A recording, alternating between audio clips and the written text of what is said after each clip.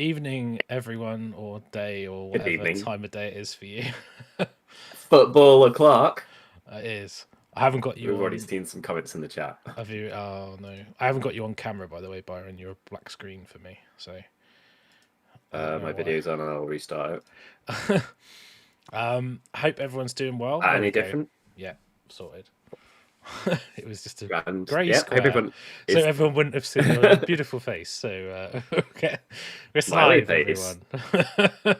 So thanks everyone for joining us. Obviously you can see our little agenda here, so we're gonna have a bit of preamble before we get into it. So we're not going to go straight into tier lists. Yeah, they are coming, but we tend to just update people on what we've been doing or any significant things. We actually had quite a cute reception from your pictures of your recent painting. People kind of into it, so we'll briefly scoop up anything we've been doing recently. Yeah. Hey, someone got featured on the tellies. Well done. I did. I had some nice comments. So Louis Snugden wanted my silver recipe, but I was like, "Do you really want me to tell you I use Vallejo paints? I don't know." I will message her on Twitter. Someone asked me recently what silver I use, and I said the same one that I use for 5 years exclusively. You've asked me multiple times; it's always the same answer. It's called silver. I'm on my same first bottle as well. Like literally, that is bar a few exceptions. That is the paint that I have used for more than half a decade to paint anything I've done that's silver, even if it's like blue silver or pink silver. Yeah. So that's Vallejo Gamer silver. It's wonderful. It is, but I mean, we should get straight back into it. So, talking about nice hobby, you've been doing some Dominion models, haven't you? So we got your that was just segueing rather than gushing over my favorite paint. Dwayne Johnson, The Rock, Stormcast. These models are just. They're great. I can't wait to paint mine. I'm going to do some hallowed ones because they look so fun to paint. They take about half the time, right? They're just a pleasure. They take 3 times as long as the skinny guys to build, slight negative, and then just the entire painting experience is just great. And they are so much armor that the shit that you don't like, that's the rest of it, there's just barely any of. You've got like a couple of gems, belt, blue bit, done. It's great. You airbrushed this, didn't you? You didn't dry brush it. Sorry. I not only that, I stipple brushed the base coat, so I haven't used the airbrush at all or any spray cans. I wanted that to be a factor of the tutorial. So if people don't like spraying, then you can still get a nice base coat fast. These things, aren't you, on the Artist Opus, the Series D, and you have a video on how to paint it, right? So people could check that out on your channel. Yeah, the video's just been published. Actually, rushed it out. But they're a pleasure, and there's some really techie stuff on the video of how I used the silver, which basically didn't involve using a silver. I used a wash over it, a blue wash to knock back the yellow, which makes it more neutral, so silver-ish, and then you do a quick dry brush of silver, and you just paint all of the model in practically the same way, and you do the rest with washes. It's very lazy, and it looks quite good, so it's a bit of a hack, really. It's all about being efficient, right? Because like painting's better than not painting. Exactly. Yeah. You could agonize for ages over it. Oh, you completely. Can just do something quickly, and when you've got an army, no one notices, right? No, and when you look at that, you think, like that's a pretty high quality speed job. That's really good, mate. I was really impressed. I saw the Cult of Paint guys did Knights Excelsior. I think it's Henry's, and they are really nice, and like the model the texture on the model just almost it's a stupid thing to say it paints itself, but it looks like it does, right? It does. It's like right, stop me if I go on a bit too much, all right, because that's fine to say, but I'm into this stuff. So anyway, if especially when a model is this well CAD designed and has that much of it as a molded surface, being armor or scales or stuff like that, it's made for texture painting, so that apart from that belt and those gems, there isn't a single method of painting on there that isn't anything to do with texture. So, it's either a wash that runs into the recesses, or contrast that runs into the recesses, or a dry brush that picks out the raised areas, or a heavy dry brush that picks up the mid-tier and above. So there's barely anything on that where you're not letting the model do the work for you. So technically, it did paint itself, kind of. Oh, it's exciting. And you saw the preview today with the ones with the double handers, like more hammer to your face, which is what we're all about. Yeah. Cheers, Matt. Yeah, I had a pizza today, so I've really welched on our Jacked and Tanned group. You've been doing solidly, but Yeah. they paint themselves. And serious question, because you're considering doing some Stormcast, aren't you? Yeah. Are you going to want to put much of the old stuff in that isn't a character, just from a visual perspective? Nope. I really like the simple old ones, but I could see people just being, nouveau vogue. I would convert the new ones. So, like the guys with the double-handed hammers, the Annihilators, I would actually put them into spears for protectors. I wouldn't use protectors. I just think the new aesthetic is so different. It's almost Primaris to standard, right? And to be honest, like the new guys, I mean, I might as well just Welcome to modernity. Like what should I do? Probably just put it on the screen, right? Because it happened today. It's not a slogger. And certainly isn't a slogger. It doesn't Is look that like the thing. The little thing. Right, honestly, to be honest, mate, like I saw a comment today from Brian Hatchett, which made me lol. This is going to be really bad quality because I'm streaming and doing everything else. Made me lol massively, which was how the new swamp caller beast, the one that looks like Dobby the elf from Harry Potter. He basically said it looks like since Dobby's been free, found crystal meth and it's not gone down well. And I just thought it was really funny. I was like, oh my god, I can't unsee that now. But like the new you can't unhear that, can you? Sorry guys, I've ruined it for everyone. Yeah, sorry Matt, you fine. It. Hopefully people are into us being into these cool models because they're just great. They are this is an S tier painting army for getting on the table at high quality, fast, and enjoying it, right? Yeah. And to be honest, like the Vindictors I painted were like, I liked them, and I was like, they're cool, but also they were kind of annoying when you started getting into all the strappy bits. I would definitely do them quicker now because I know the scheme, so I could cut some corners. I found a proper hack on my leather today. If you want to hear it. Yeah, it is Wordbearer's Red, contrast, followed by Drakenhof Nightshade, and then you just highlight with Wordbearer's Red again on the edges, and that's it. And it looks like he did more stages than he did. Oh, because the blue-red transition. Yeah, it's fast, and Wordbearer's base coats in one as well, which most layers don't do reliably, so it's convenient. Mm-hmm. So Vanquishers and Vigilers. Vigilers, I think, look awesome. I love the double-handed swords, really cool look. Yeah. The Annihilators, double-handers, gotta love that. Bare chest. Jack Geiger, thanks to share us. Now I can't unsee it. I think he's talking about the Michael Crawler or whatever it's called. Yeah, I mean, like this is is it Scumdrek? Swamp Boss Scumdrek? Awesome. Drippy Dobby. I haven't got there yet. Yeah, there we go. Dobby the elf after his he's got out and he's grown up and he's got it does look like Dobby's grown up and got into some hardcore it basically stuff, looks right? Like Dobby has taken the Macaulay Culkin route to growing up. Oh, you can't say that. We'll get allegedly. Is it alleged? I don't even know. Anyway, I think that's fine to say. Maybe leveled out. I don't know. Eventually. I think the model though, although we're sort of saying as in an ironic way, is a very nice model. I do really like it. Even the bongo goblin. Yeah, I think there's huge potential for converting with this as well. You know, there's some really weird. If you didn't put the howdah on the back of that and then gave it some weird wings or some type of thing, it could be a properly strange creature. You could make a really gnarly Varghulf out of that, couldn't you? Yeah, if it had like wings and changed the head into like a wolf. You could. It would really. For me, the chariot thing actually, it's like a goblin hot tub on top. It ruins it a bit for me. Don't do drugs, kids. This is what happens when you take crack. His teeth. I think it's because he's got like missing teeth.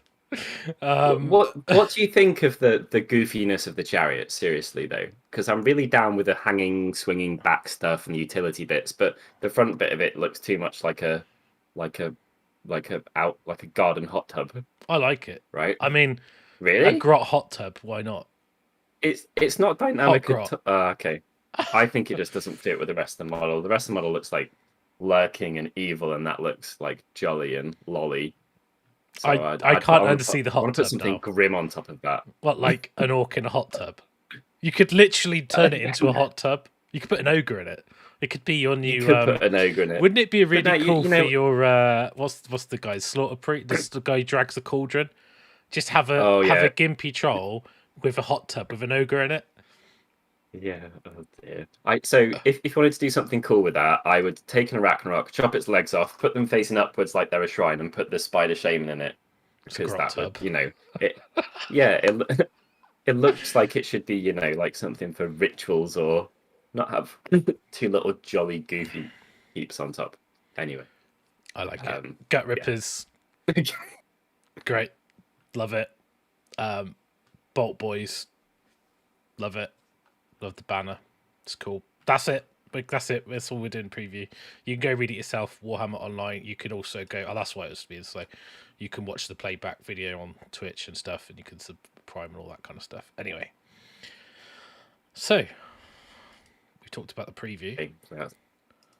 For me on models. No, it's cool. What I think is really good about what you've done, and I'll say it again in case people missed it.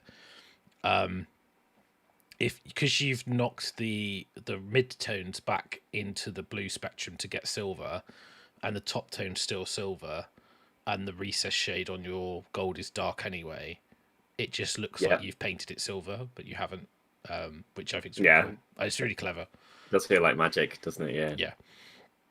Every now and again I get a high IQ play, but mostly I just dry brush. Mostly I dry brush. That's fair. So I played a game today. I cheated today. I had 10 more Graveguard than I should have. I worked out. I went to do the show and I went, I'll put the list into the thing.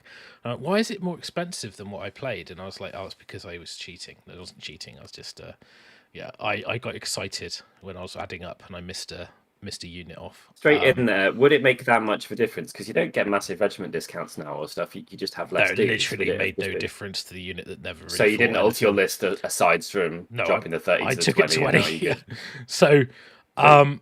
I played with Nagash. I finally played a game with Nagash in Age of Sigmar or in any Warhammer. So game. how did this come about? Because you've always had so much love for him. I'm sure people are a bit.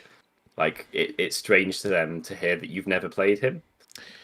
So I've never liked a Nagash army. I've never liked a Nagash army simply because the rest of the army doesn't do anything. And I didn't like. He wasn't aggressive enough for me. Fair.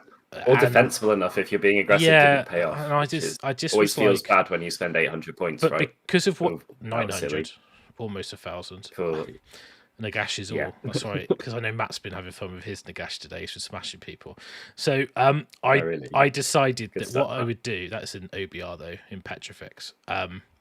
Even still, good stuff. So, Bumble Goose. It is a bit annoying that the Dominion Gut Rippers don't have command, and it looks like they come in the box. I agree. So the list. So I played with it because I thought I wrote a couple lists. I was sort of thinking about stuff because I've got a Manfred army, which I've shown before. Yeah. And I was like, Nagash is like Manfred on crack. If I take all the things in the Manfred army that do stuff and I mix it into one thing, that's Nagash. And I think it was a conversation I saw people talking about big monstrous heroes being like really good. You know, it helps you with your battle tactics. It helps you with your grand strategy. It's eggs in one basket. But also, I was thinking a lot about things that I played against. Like I've seen a lot of Archeon lists, Alariel lists. Techless is a problem for this list, but anyway, other big super characters, silliness. They're list in themselves, aren't they? Yeah, like Nagash is more important in whether you're taking the list or not than whether it's like OBR Nagash or Soulblight Nagash. Almost, that's such a big deal as they are like an army type. And I thought to myself, there's loads of people going to be doing these eggs in one basket characters, I might as well take the best one. And killing other big characters. Well, I think he's the best one because purely with the spell portal, he's able to kill those characters at range without even getting anywhere near. Because we really want to see those fingers. Really want to see those fingers. 50% chance of. Do you want to explain what that means, just in case people don't? What, the finger? know? So Yeah. so with Umbral Spell Portal, you can cast a spell through it. Nagash has a spell called Hand of Dust, an old favourite, that when you cast it on something within 3 inches, which then becomes like 21.5, whatever size the base is, then you put a dice in one of your hands, they pick a hand. If they get the hand with the dice, they're okay. If they get the one, they're dead. Just dead. Flat dead. So it's a 50-50. Unique you're dead. in the game. 25% on Archeon or on a Maw Crusher with Weirden, as James was running. So basically, I was running a list, and I heard people talk about Blood Knights. So I've got a variant, which is Blood Knights, Vengorian Lord in Castellai. But actually, I went Corpse Cart's -1 to wound bubble, which is the artifact you take in Castellai, but it's only on a 6-inch range rather than 9-inch range. You can't bring, because of the changes in the FAQ with summonable and being able to bring back a unit in both people's shock phases. Yeah, Kragnos is maybe a problem. It's on an 8 though, so a 3d6 got to get an 8 is again, because Kragnos is a thing. If he rolls 3d6 and rolls above the spell, then he can like basically stop it working. But obviously, Hand of Dust is on an 8, so 3d6 got to roll 8. It's not very likely you're going to get it through. But you've got other ways to deal with Kragnos because he can't fly, and you've got Arcane Bolt, which is the MVP of the list, really. Yeah, and just to clarify at this point, Mystic Shield multiple times isn't a thing. No, you can't. The FAQ'd it so you do it once, but the Necromancer can do it, and so can Nagash. So you can go Necromancer and Nagash on Nagash because you're next to each other. You can also use the spell portal in a cheeky way on the second turn if you've set it up and Necromancer stands by it and Nagash is still within range. Send it backwards. Well, he can next turn. He can use the spell portal to put Mystic Shield. That's why I've given him the Wizard's Tome, so he gets 2 casts. So you can Van Helsing the Graveguard and Mystic Shield.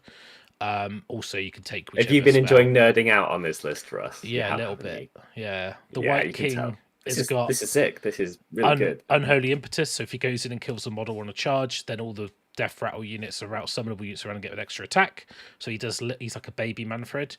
I've given him Shard of Night for some extra shooting protection. You could give him the 5-up. It doesn't really matter. Something. I just thought that was better. You can give him whatever you want, really. I did think about Morbeg's Claw and putting the Arcane Tome on the White King, but it's getting a bit OTT. I don't think you need +5 to cast on the Gash, but it would be funny. Then you've obviously got access to all the laws. You can do stuff like pinions. You can do like multiple Arcane Bolts. The Death Rattle skeletons are actually particularly tough. In Legion of Night, you get +1 save on the Graveguard and the Death Rattle. You can be super aggressive with the Graveguard. You can put a Gravesite in the front and you could pop up. In terms of formations, this is Warlord, by the way, with Hunters of the Halfland to make you 3 units of Skellies immune to Stomp. Failbats are there. They unleash Hell. They can create a shield around the Gash. I mean, there's so much tech to this list. I could go on about it for ages, but I won't because it's a show in itself. Even stuff to do with how you cast Pit Mirrors, that if you have Nagash here and the Necro here, so quite far apart, so 19 inches apart, and you cast the mirrors with the Necromancer, he puts one mirror next to Nagash with an 18 and the other mirror up here with an 18, if I get it in shot, over here. So basically, like, you've extended that diagonal range of Hand of Dust by loads, because the way Umbra works is you put both pieces wholly in 18. So as you could almost use the Necromancer as a bridge between Nagash and the thing you want to finger as a triangle, right? So you get the hypotenuse as the distance, so you can get extra. Anyway, it's awesome. It's fun. I got very lucky today. I moved Nagash forward with pinions and double 6 to charge, went straight into a Maw Crusher and killed it to the wound. So James is not salty about that at all. No, he wasn't. But it was very lucky. But it was cool. So I had a lot of fun. You also get the Triumph generally because you got 25 points under. Reroll wounds. I think it's +1 to wound actually, right. Although it's not reroll because but it's +1 wound. But on the Graveguard, wounded on a 3 rather than a 4. Mortals on a 6. Nagash gets reroll 1s to save and to hit on your whole army. Yeah, big deal. He can heal from anyone on the table because of his Supreme Lord of Death rule. Nagash is awesome. So I played with that, had a lot of fun. Definitely 100% getting this army ready. I think if tournaments were happening, I would be all over it at the moment. So yeah. Amazing. Well, I'm excited for it. One question. You said the +5 to cast combo. Do you also get +5 to dispel, or is it only +3 to dispel naturally? No, just +3. So Morbeg's Claw is just casting. So that might have been a way to counter heavy magic armies or tech lists. Problem with tech lists, he just auto. He doesn't roll, so he just auto. Oh yeah. The problem with tech lists, he just stops. It's not him; it's the Sentinels that go with him. Tech list, the hero pink horror. Wow. Oh my god. Well, this is the thing, right? Because like with this army as well, something that unique. Because it's night, and I was saying to James, like, if you're playing against someone who's got an Alpha Strike shooting army, just don't put him on the table. Because she's Legion of Night, he just deploys off the table. We can't shoot him off; he's not on there. So shoot, and then you go, and then you just put him. I know you can get your hero phase, which is a big deal, but it would be quite funny. You just put him 9 away, play for the double. I don't know. It's silly. No, Matt, I don't want it. We're going to be trying to finger each other through mirrors. And I guess in that type of situation, you have to like charge one of your units forwards and try and bubble wrap or something from the middle of the board and just hope. Yeah. Well, I need to play it. I need to play something with it and see how it goes. But I don't care. So like it's like I'll deal with it when I get to it. It's like it's fine. No, I love it. But it's fun. It's awesome. I don't think there's many bad matchups. No. What tier is it? Yes, but it can. It's not a very big base. It's actually A tier. Well, I'll get into that. I don't ruin it now. All right. Ruin it now. All right. Yeah, this base does fit. It's not actually that big a base. It's not the same size as Archeon or anything. So we actually had exactly this issue because Russ was proxying it today, and he sent me a picture of his game. I was like, "Who's that?" And it's like, "It's Nagash." And I was like, "But where's his big base?" That is his base. Yeah, before everyone was on a dinner plate. So before it's not a more crushable Archeon base. He's a bit smaller than that. So we love it. 6 inches of the edge. It's fine. Just about. You're never gonna do it because you want the magic phase, but you could do it. You're never gonna, but you could. Hey, sometimes having let's say there's a matchup and you're like, there's a 1 in, I'm gonna 100% lose this game, or there's a 1 in 9 chance if I get the double and Nagash makes a charge that I could have a chance of being in it. That's still the best choice at that point. So it is a option, even if it's not a great one. Yeah, I'd rather be lucky than good, right? That's how it works. I want a grand final like that. Exactly that situation. Just planning on Brian Carmichael failing a 7-inch rerollable charge. I seem to remember beating Tom Maudsley by just using a Mortis engine and playing for the double. Yeah, Bats are deployed double. It's just an excuse to mention beating Tom Maudsley on the stream again. Well, it's hard to make a decision like that before the game's even gone. That it requires a lot of you realizing that there's no other chance and that that's the right decision at the time.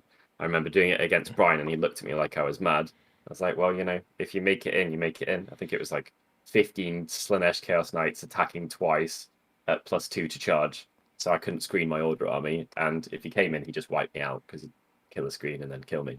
So I just deployed awfully unless he failed the charge. And then he failed the charge. And then I won it against the worst matchup out of every good player in the entire room. So sometimes you just have to cross fingers. Yep, sometimes you got to cross your fingers or get a finger if you're playing against Nagash. So it's 50-50, mate. Where are we going 50-50.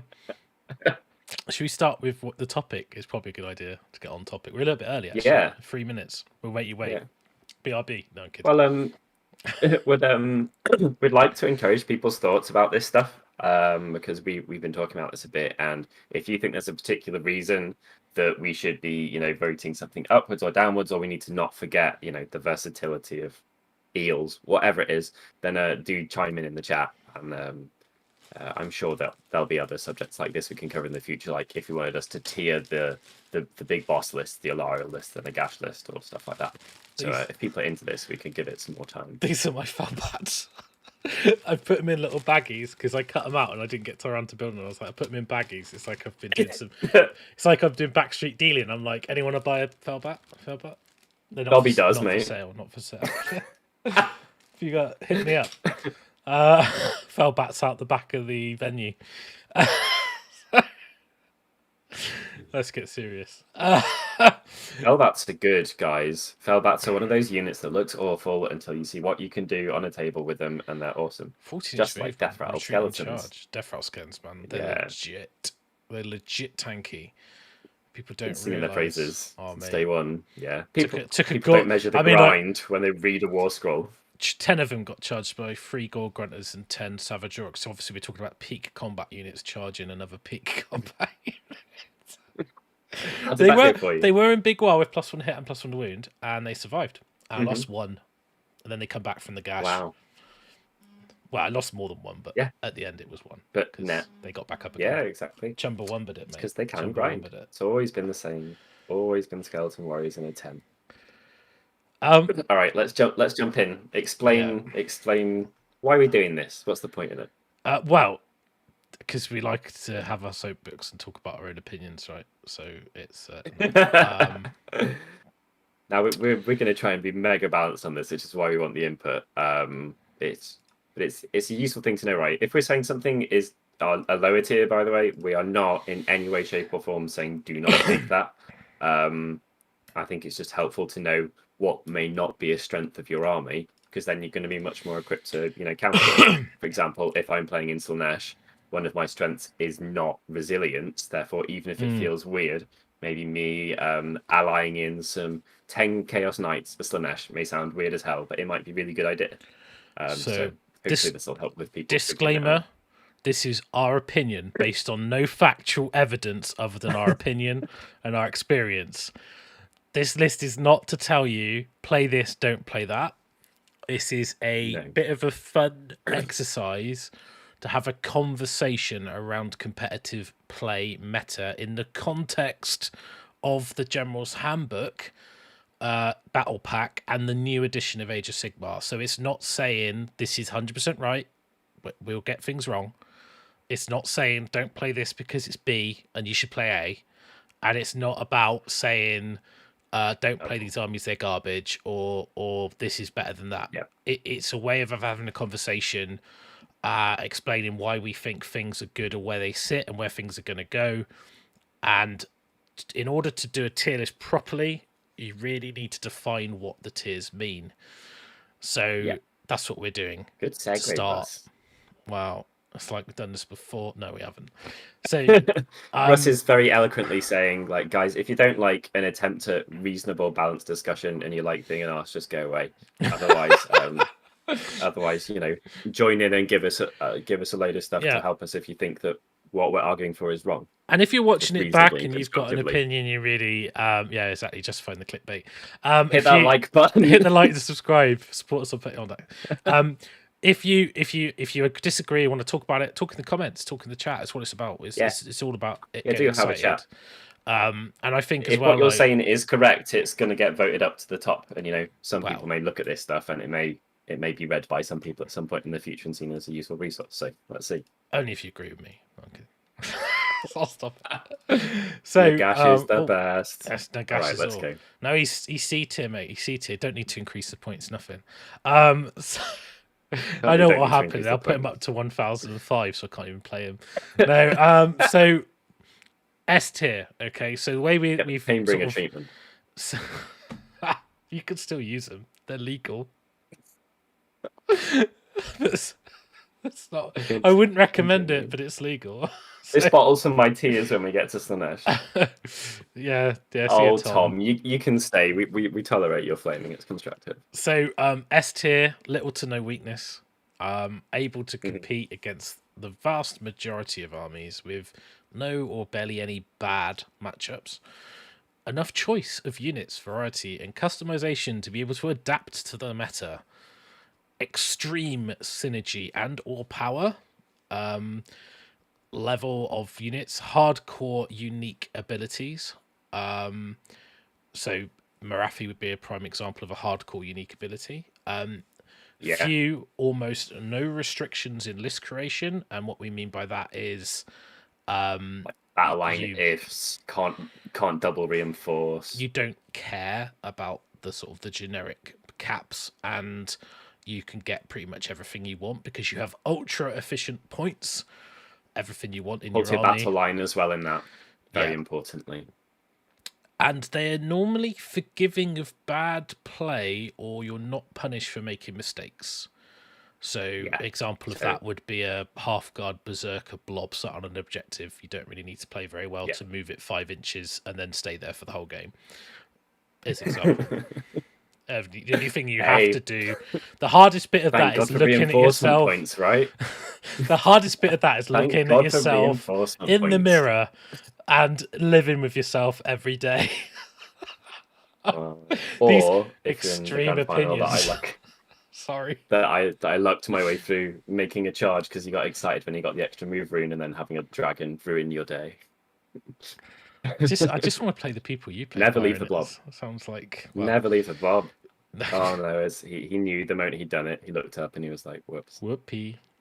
So, yeah, unusual mistake. Don't get excited and think you can play Warhammer with the army. You just got to stand there. What are you doing? Anyway. Exactly. A tier. I'm so glad about reinforcement points. Yeah, me too. I really am. So A tiers there are a few weaknesses. You're able to compete against most armies. There are very few bad matchups. So slightly different to a S tier. It's kind of like it's almost there, but not quite. A fair choice. If S tier is 100, this is like 85, 90. Yeah. A fair choice of units, variety, customization, able to adapt to the meta again, strong synergy under all power, few restrictions of list creation, fairly efficient points. You get everything, nearly get everything you want. You might have to make a concession, but generally, not really. You're fine. S tier, you write a list and you're like, I've only spent 1,800 points and I've got everything I want. What else do I add? Which is like writing a Daughters of Khaine list. It's basically like 7th edition Dark Elves, right? For people who are there, 8th edition. Yeah, it's like, I've got 200 points left over. My army's really fluffy because I've put some Witch Elves that don't matter in the already Razor Edge 1,800 point army. For those who remember the days. I'm sure they do. B tier, bit below, they've got some weaknesses. They're generally able to compete against most armies. There's got some difficult matchups. They're a right choice of stuff. They can kind of adapt. They might be a little bit limited in choice. Some synergy, some unique ability. They've got some restrictions around list creation. They get a little bit hampered. Fairly pointed. You don't feel like you're being shortchanged. You're not playing Slaanesh, but you're also not playing. Take an example. Something that's very cheap. I don't know. Maggotkin, maybe. Fuck it. I don't know. Yeah.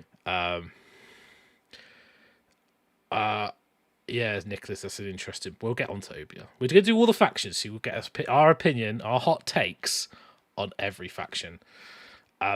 C tier, a fair amount of weaknesses. Struggle to compete. The army's getting less forgiving, by the way. Sorry to interrupt us, but as we go down, like B tier, if you make a mistake, you're probably going to get punished for it, or you're more likely to get punished for it if you're playing a B tier in comparison to a S or an A. Yeah. Then you've got somewhat restricted choice of units, variety, customization to be able to adapt. Forced outside the theme to compete. That means like you got to take stuff that might not be canon just to be competitive. Example might be putting in Liberators in KOs or Aether Wings or Skinks in Stormcast, that sort of stuff. Yeah. In there. There's some synergy, some abilities that are good, but not many. You've got a lot of restrictions around list building. You might be battle line if tax because you've got to take a lot of pain, or your reinforcement points aren't really enough for the new edition, or you're inefficiently pointed and you just can't get what you want to get a good list. You have to make a super concession. Getting love for our grammar. We have definitely attracted the nerds. 190 people are here for our correct use of the word synergy. Yay! Well, you wrote it, so you can take the credit. I just pasted it into a picture. I'm in shock. Then, the bit of fun, this one. D tier. Lots of weaknesses, really hard to win a game. Feels like you're playing 300 points down. It's really unforgiving of any bad play or mistakes. You get punished. Lots of restrictions, clunky rules which rarely come up. If it's Tuesday, the sun's shining, you stood on one leg and you had a sandwich for tea, you get a benefit. So that kind of thing. Yeah.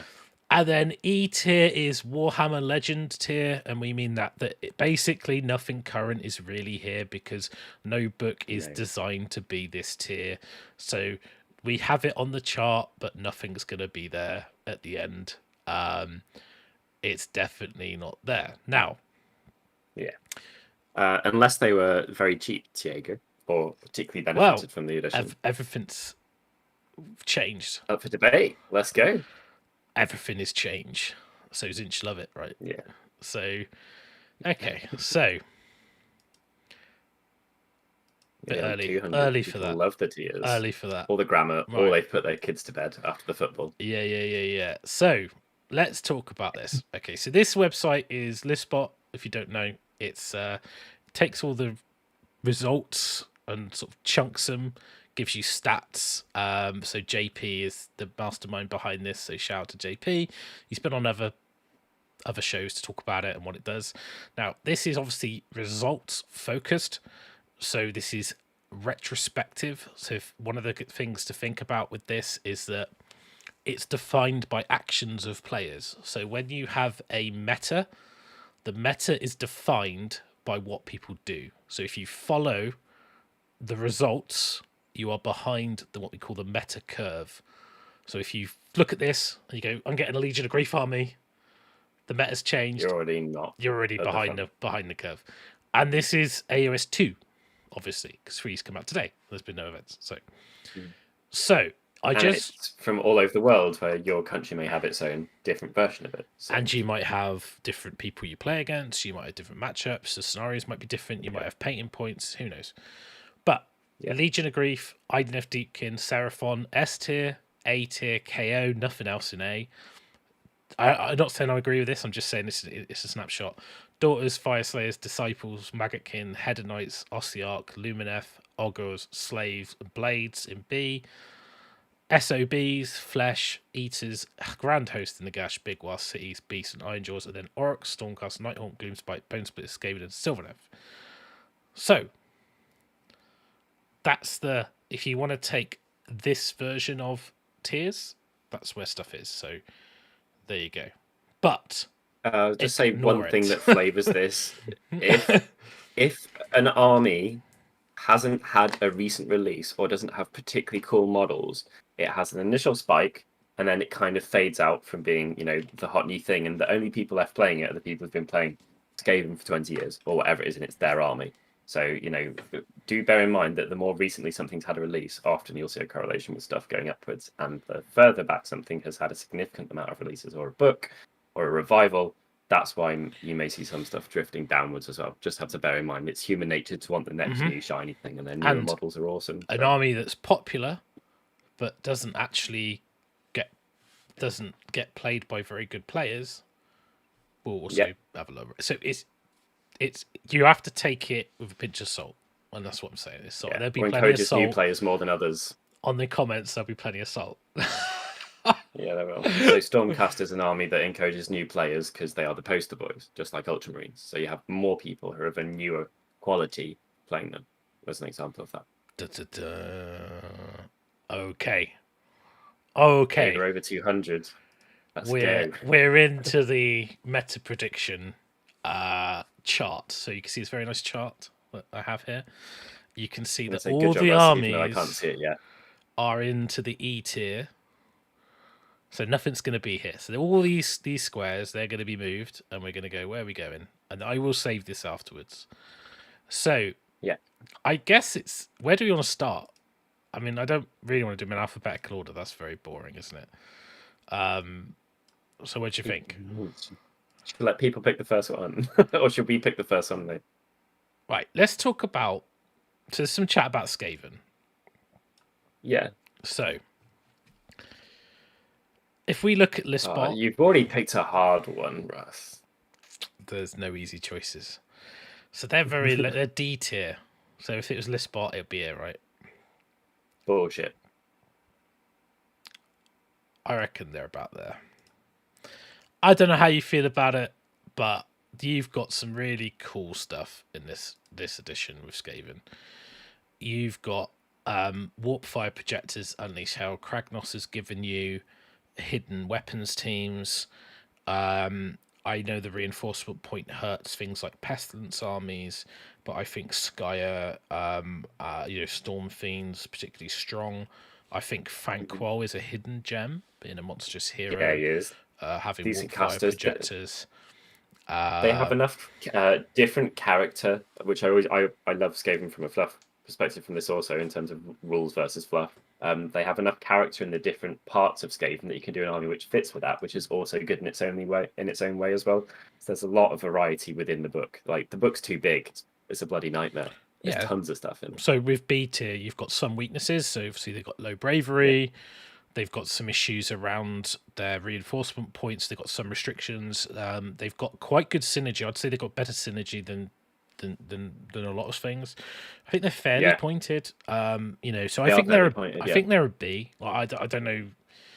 I think they sit in the middle, as I know it's been termed for the fat middle. You quite pay if you're against hyper flexible opponents that can either hit hard or pick out your key pieces as well. Like they don't survive an alpha particularly well, I would say. They really struggle with it. Alistair C, if you can actually explain that point about Hidden Thankor being nerfed, that would be really nice, because I don't play Skaven, so it'd be good to know. You can only use one warp fire now. Oh, okay. Well, yeah, they're still good. Just don't take Storm Fiends. Yeah, that list is a bit insane. Also, just for them, one more strength is that a lot of their stuff kind of counters things that have been lowered more often for other people in this edition. Like they can still be immune to battle shock quite easily, and they've got some spells that really, really boost stuff. And they've also got their tokens to push probability, so that's helpful. Ogors. If people said do Ogors, they're fun. This is a bit of a weird one because you've got factions and sub-factions, right? So like Ogors are kind of like, if you play Beastclaw, they may be around here, but if you play non-Beastclaw, maybe they're like here. I don't know where I think the non-Beastclaw variants get so little use, it's really hard to tell in a tournament setting what they're capable of, because they always look like a blunt instrument. But I imagine if they're a bit more exciting, more high-quality players would pick them up and find ways to make them work. So I think they're slightly higher than people think, but not that much higher. Hi, Vince. Good to see you. You can help us with our fat middle. Vince. If I get it wrong. I think, like, thing is, August, I think they got some cool stuff, right? So obviously you've got the Beastclaw stuff, which they're monstrous heroes, monstrous rampage. Very solid army to play to its maximum capability, I would say, because you don't have too much on-table management or bookkeeping. Yeah, and then you've also got things like the lead belchers, like being able to stand and shoot with Unleash Hell, which I think is pretty good. +1 to hit. Let's talk about +1 to hit on an ogre army. I mean, it's good if you can reach. Sorry. I actually think, I know people complain about the kind of like the gut, what are they called? Gut thing? What are they called? Man people? No, not Iron Guts. The normal ones. Man eaters? No, that's something else. You know. Anyway, you know what I mean. The normal ogres. Brutes. No, that's orcs. I don't know destruction. Stop. Stop naming units. Yeah. So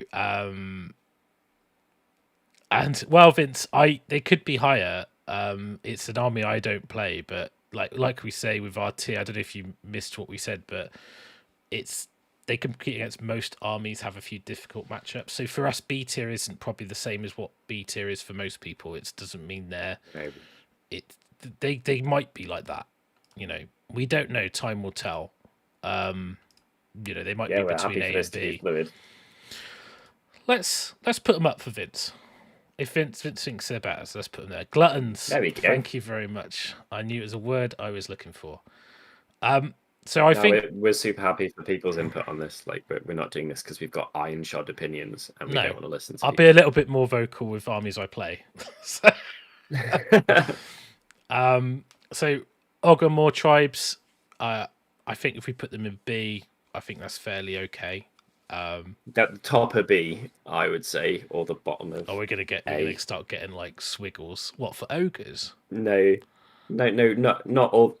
At top of B is where I put them, but I don't mean 50% between B and A. So we'll put them there. We'll sequence them. Put them in order once we get them in a line. Okay.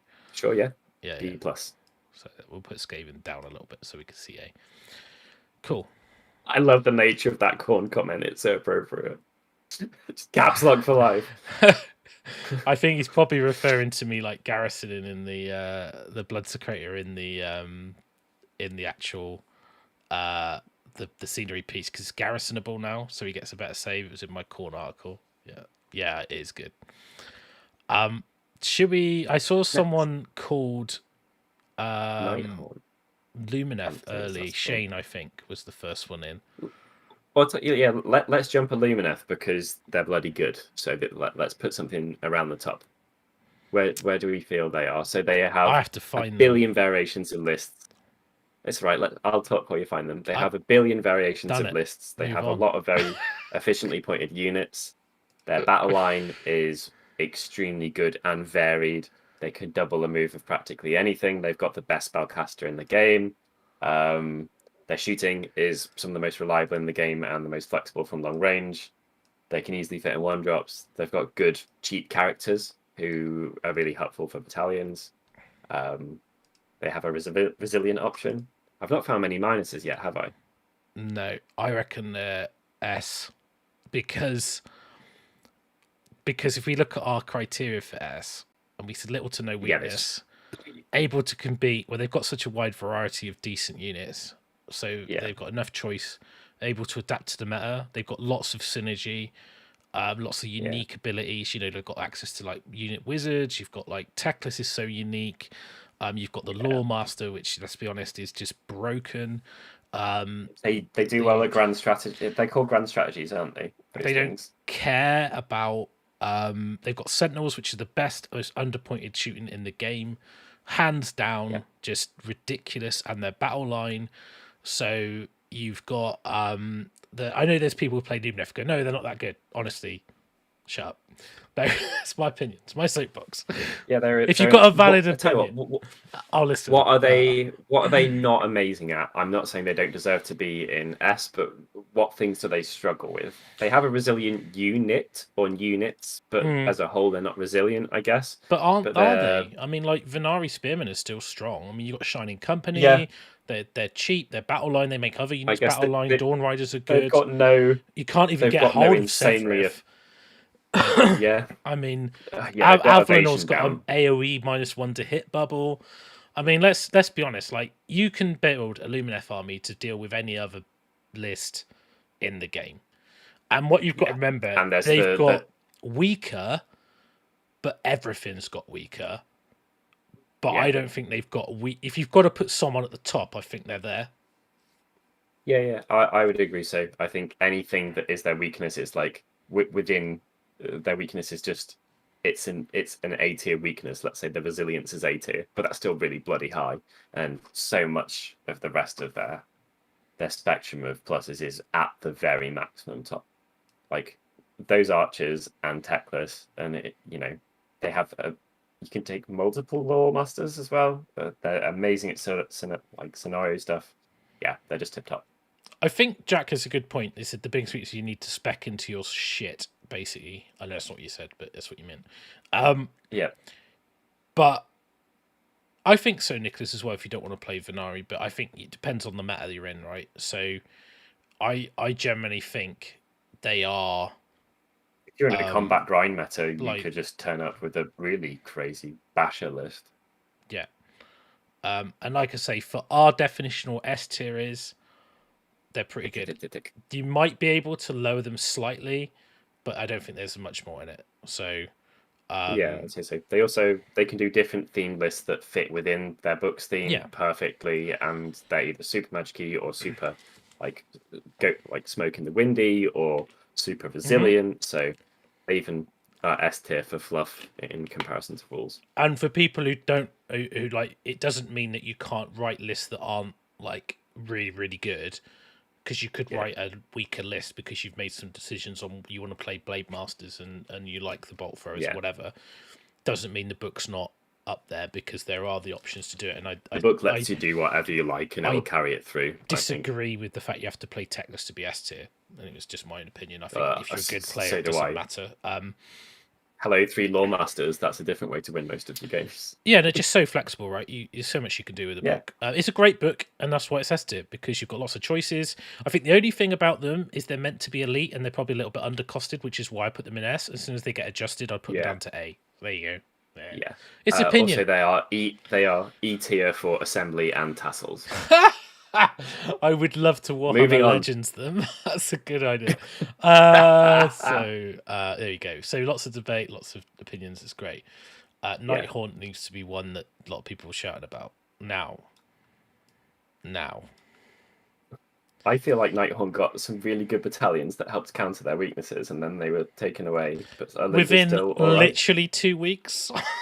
Yeah. No, because they made a big difference, those battalions, didn't they? They were like very intelligent counters to issues, and we were like, oh, that's nice, it's a bit of a revival. No.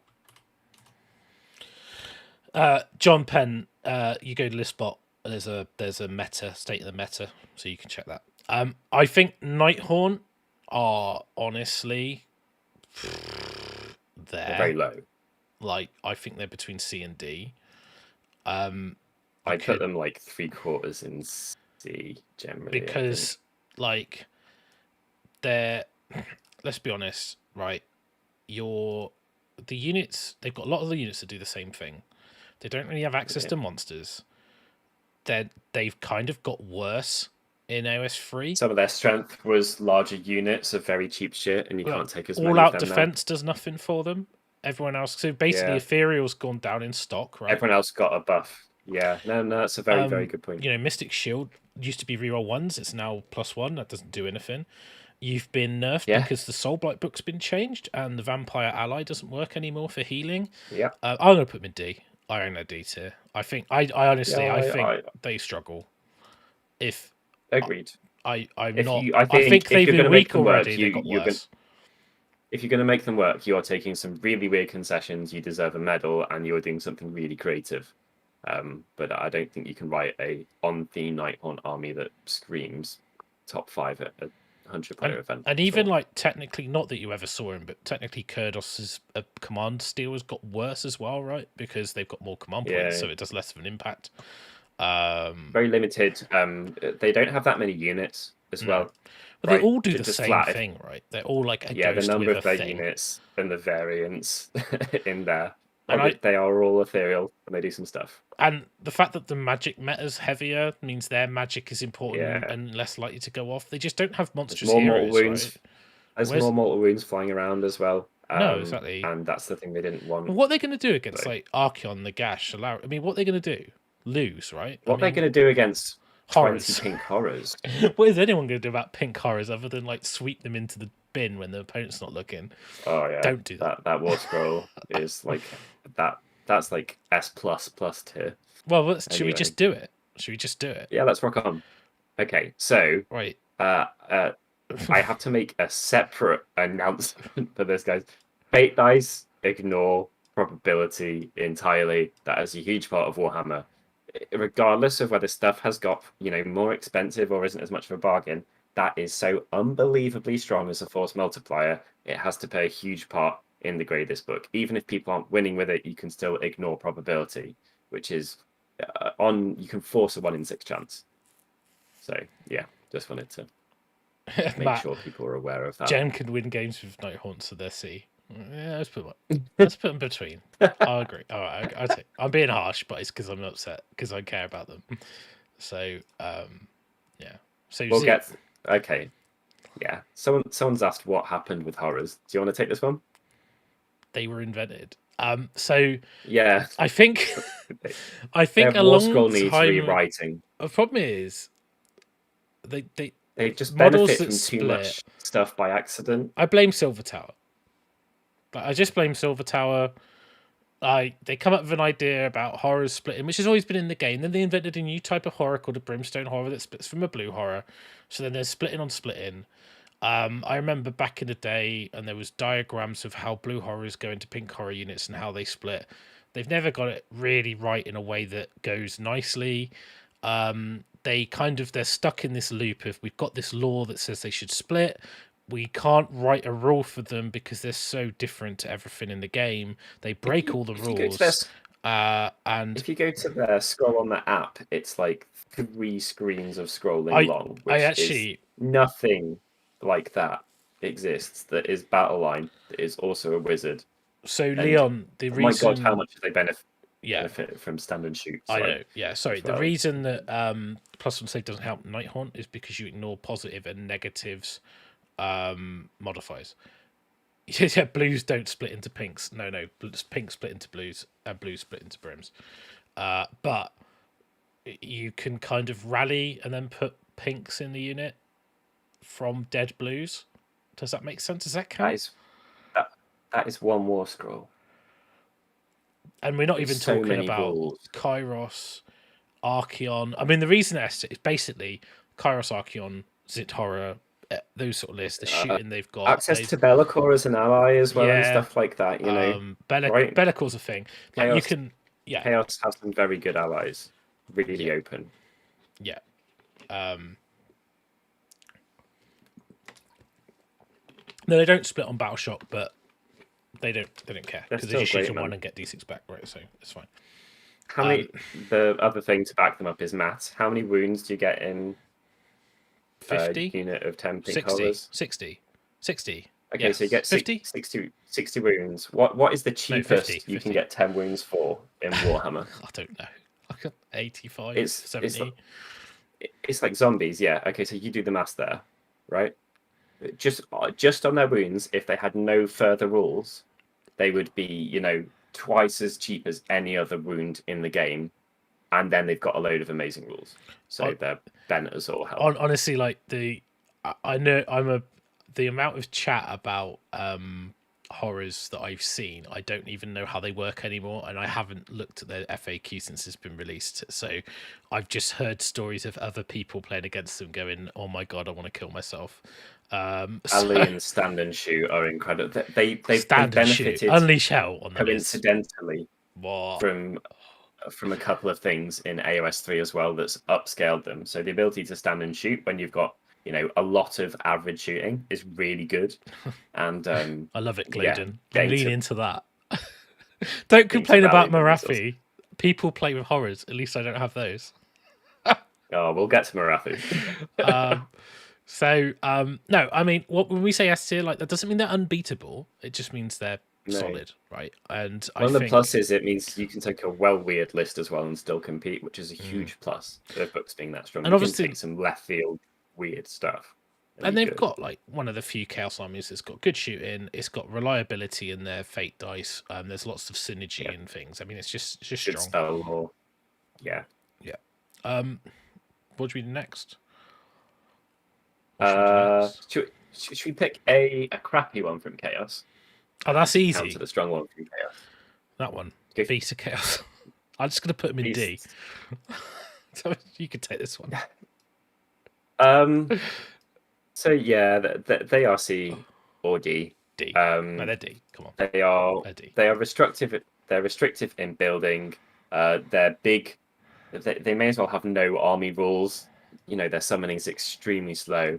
They don't have many buffs. They have some acceptable point-for-point units, but there's not a huge amount of, like love and synergy in that book where there's cool interactions, or you like Slaanesh stop someone from piling in or exploding sixes, or stuff like that. They have sixes to do mortals, I know, before someone points it out, but they're just not packed with value, and there aren't hundreds of iterations of beasts lists out there that are smashing it. No. What a great comment. Really. What do beasts actually do? I don't know. Well, that's it, right? They don't. If you read that book, you're reading fluff that has some coincidental rules attached to it on a lot of the war scrolls or the things. Like there's a bit of summoning, but it's not a huge deal. And if you want to win, you have to take 18 cockatrices or something. Historically, as far as results, they lose to Nighthaunt. So. Oh man! No, that's a very that's hilarious, but it's also a very good way of putting it. They do lose tonight, so. I don't Grace know. is liking our nerdy fastidiousness tonight. You're welcome, Grace. I have no defense for this behavior. I There- mean, there's- let's be honest, they're There's struggling. yeah, I there's mean- other armies that do what they do way better as well. If you want something that's on the theme of that, you could, just take Nurgle. On the plus side, Slangors do have the Beast of Chaos keyword, so everything's right in the world. They got a Straight up to new war scroll. Damn it! Straight to C tier. Yeah. They don't have any identity anymore. It needs addressing going forward. That's that's a good way of putting it. And rules and power can often go hand in hand, and when they do, that's great. Or balance or stuff like that. There's plenty of armies out there that have thematic stuff that's been worked flawlessly into their rules, and it's brilliant, and it's not bent, and it's not crap.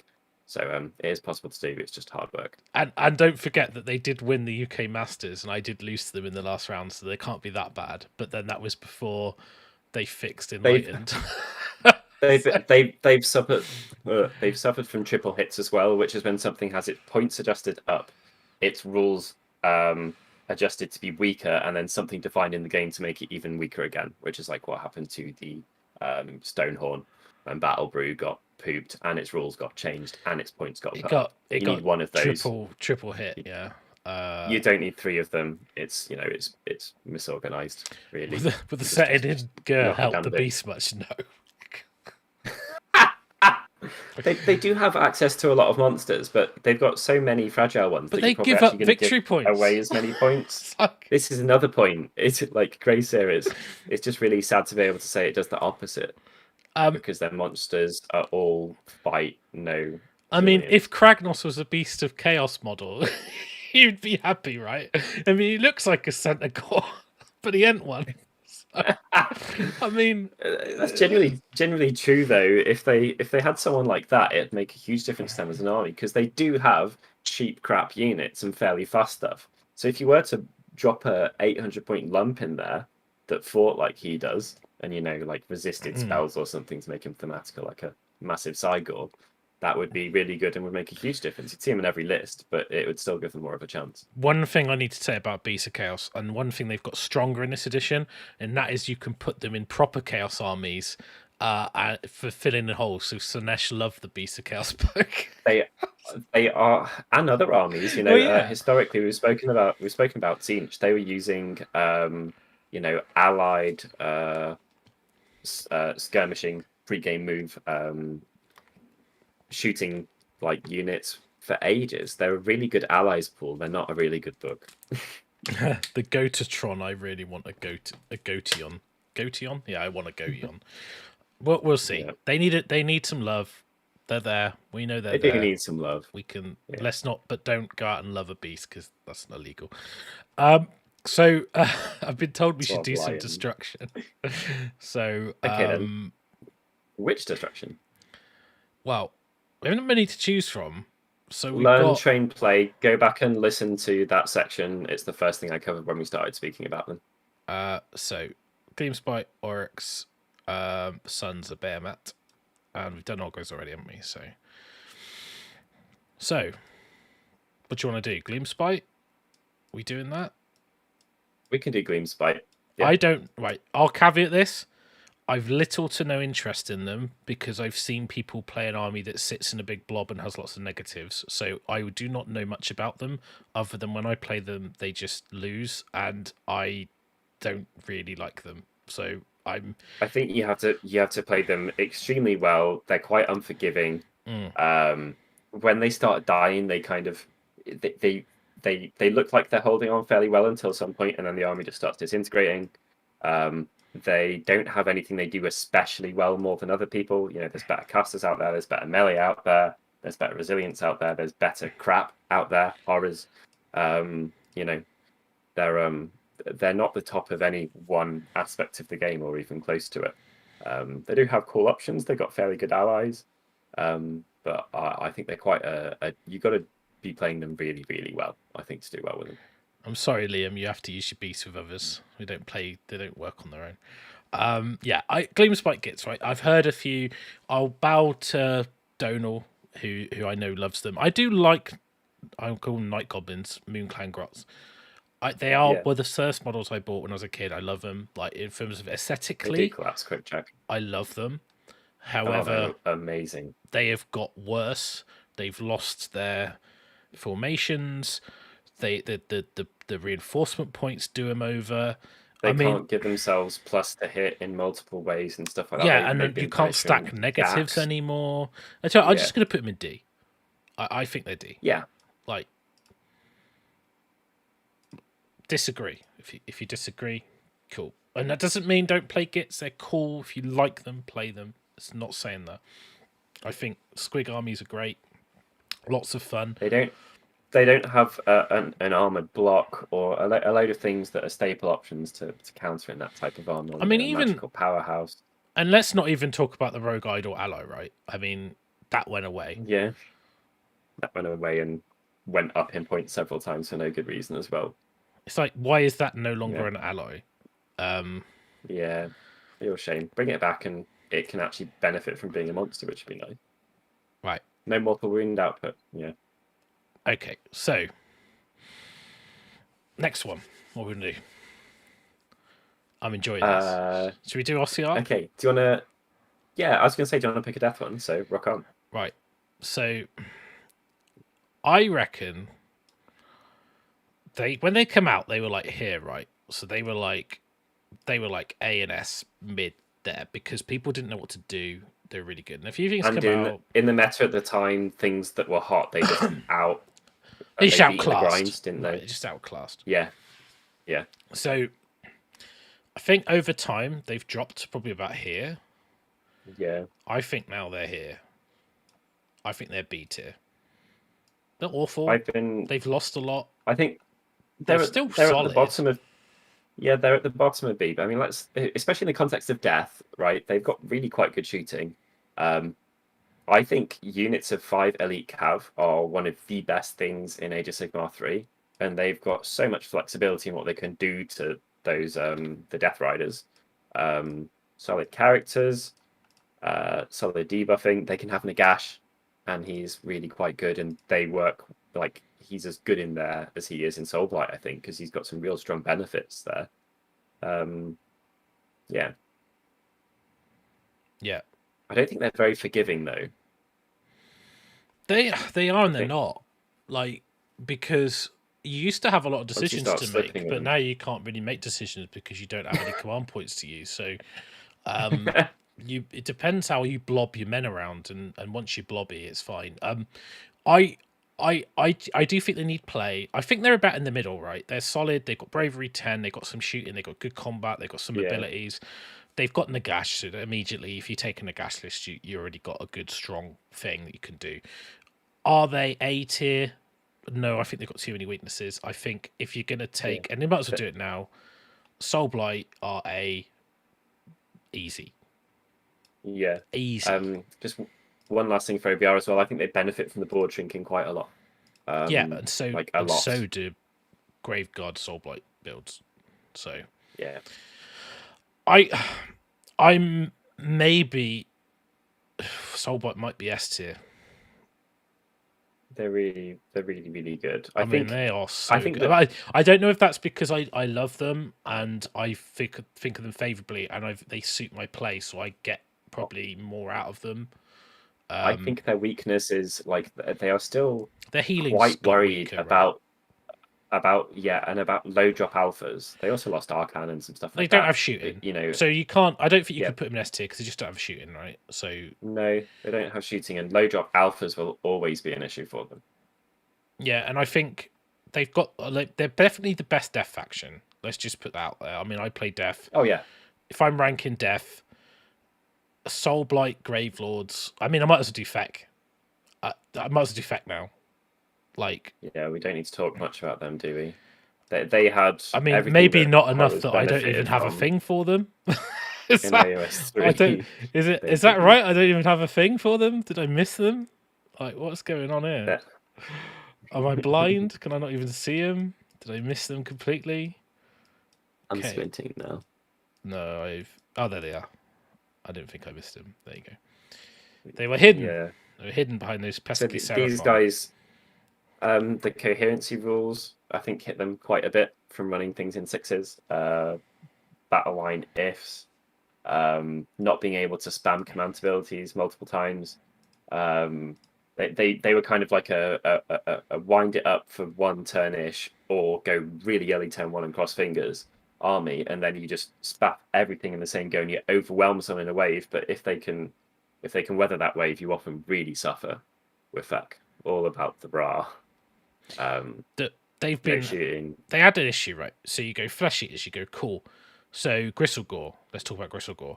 Can't use Paradise, the army. You cannot use go first and feeding frenzy because the unit's already been affected by command ability. Therefore, you can't be using all out attack, all out defense. Your magic is super important for flesh eaters. There's loads of really, really strong anti-magic out there. That's more to do with the meta than it is to do with your book. All the formations you used to take, you were good. Royal Mordants, Ghoul Patrol. They got round to you were command point thirsty. You've lost that. I think, and also Gristlegore, one effect on a hit roll, great point, Joe, that you can't do. I do my mortals on the bite and I get an extra hit. No, it's one or the other. I honestly, they're almost D for me. I think, and the thing is, they're quite a small battle tome as well, aren't they? Yeah, and they don't have a lot going for them. They don't have resilient saves. The Terrorgeist. I mean, what are the points in those? I mean, they're more expensive than vampires on zombie dragons. I don't understand. Yeah, it's a bit mental. They don't have allies that can plug gaps hugely either. If you want to play all of death, pretty much. Gristlegore, right?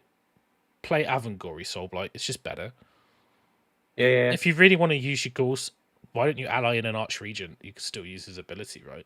I mean, the fact you can't even do your summoning in the first turn if they've got the same ability because they're the same command ability, so you can't do it more than once, right?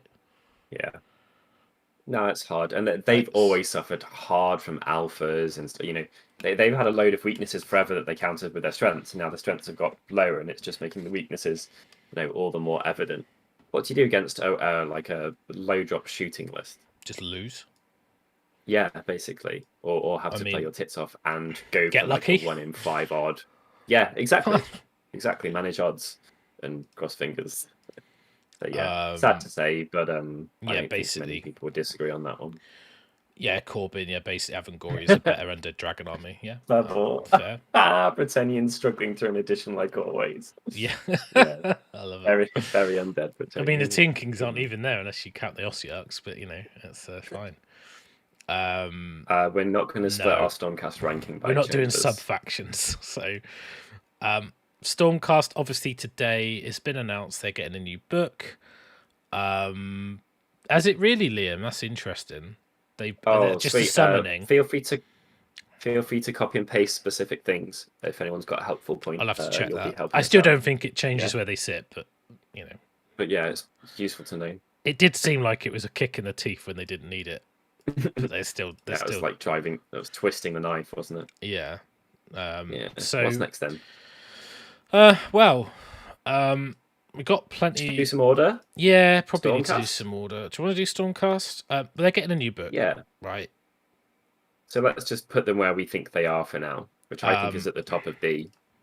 I think they're B. Yeah. They just don't have enough bodies. Like I know what you're saying. No. They're flexible. They've got loads of units, but they're B. Are they? I think they're about the same as Ossiarchs. Are they better than Beastclaw? Don't think so. Are they? No. Are they? Ossiarch are probably better than Stormcast purely because they got Nagash. Yeah. I mean, Nagash is awesome and Nagash is all right. So you can also run a Living Cities Stormcast army, which is very close to a Stormcast army and kind of behaves like it, but better in a lot of respects, or plugs gaps, which I think is there's a very close comparison to them that uses a load of them in the army. Yeah, Liam, I'm not doing that. I'm not even gonna hint. I'll give you a hint. There you go. That's what they are. And you can say whether I went clockwise or anti-clockwise what that means. It doesn't mean anything. I just wiggled it around. So, we obviously will do no Tom because it's not really a real faction. It is, but Right, Tom's got a very good Legion of the First Prince list.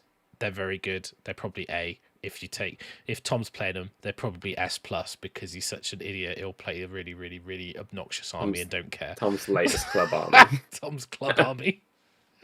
Well, I took my Hello Heart club army, and everyone wants to play me. Tom's 5%. I'm sorry. We love you, Tom. Yeah, Stormcast. It's all right. I've been getting my teeth kicked in by Thomas practice. So the moment I turn up to an event, I think you need to play at an extra handicap with Slaanesh, so that when I turn up to a normal event, I'm just thankful that I'm not playing someone of Tom's quality with an army as strong as Tom picks. Well, that's the issue, and it almost handicaps himself. Darren, E tier is no one's going to be there, so they are technically bottom. So Stormcast, good starter army, definitely good starter army. Why I think they're good at starter army is because they don't have a lot of special rules interactions to get the most out of the units. The war scroll is the war scroll, and it just does what it does.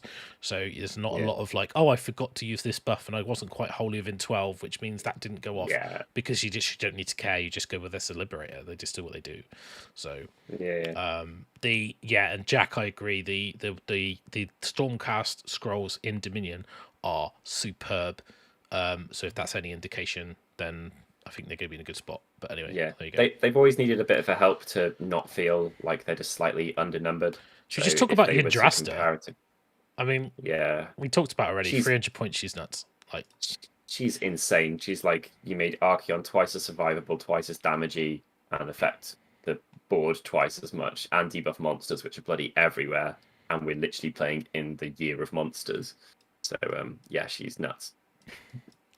And you don't need to spend CPs to do it. Okay, I've just grouped stuff by allegiance. Death's done. Cool. We've done death. Done it to death. Yeah. You would generally see smaller being death and destruction lower as well, because there's less things that they could potentially ally with, and the bigger books have always tended to be stronger. With flat chaos and order, that is. Shall we Should we finish destruction off, or should we go through the order fat middle stuff? I don't mind. SOB. I'm just gonna put them in A. You disagree with me? Oh, they're great. Absolutely, no, they're great. They're just really good. They have benefited from the majority of things that have happened.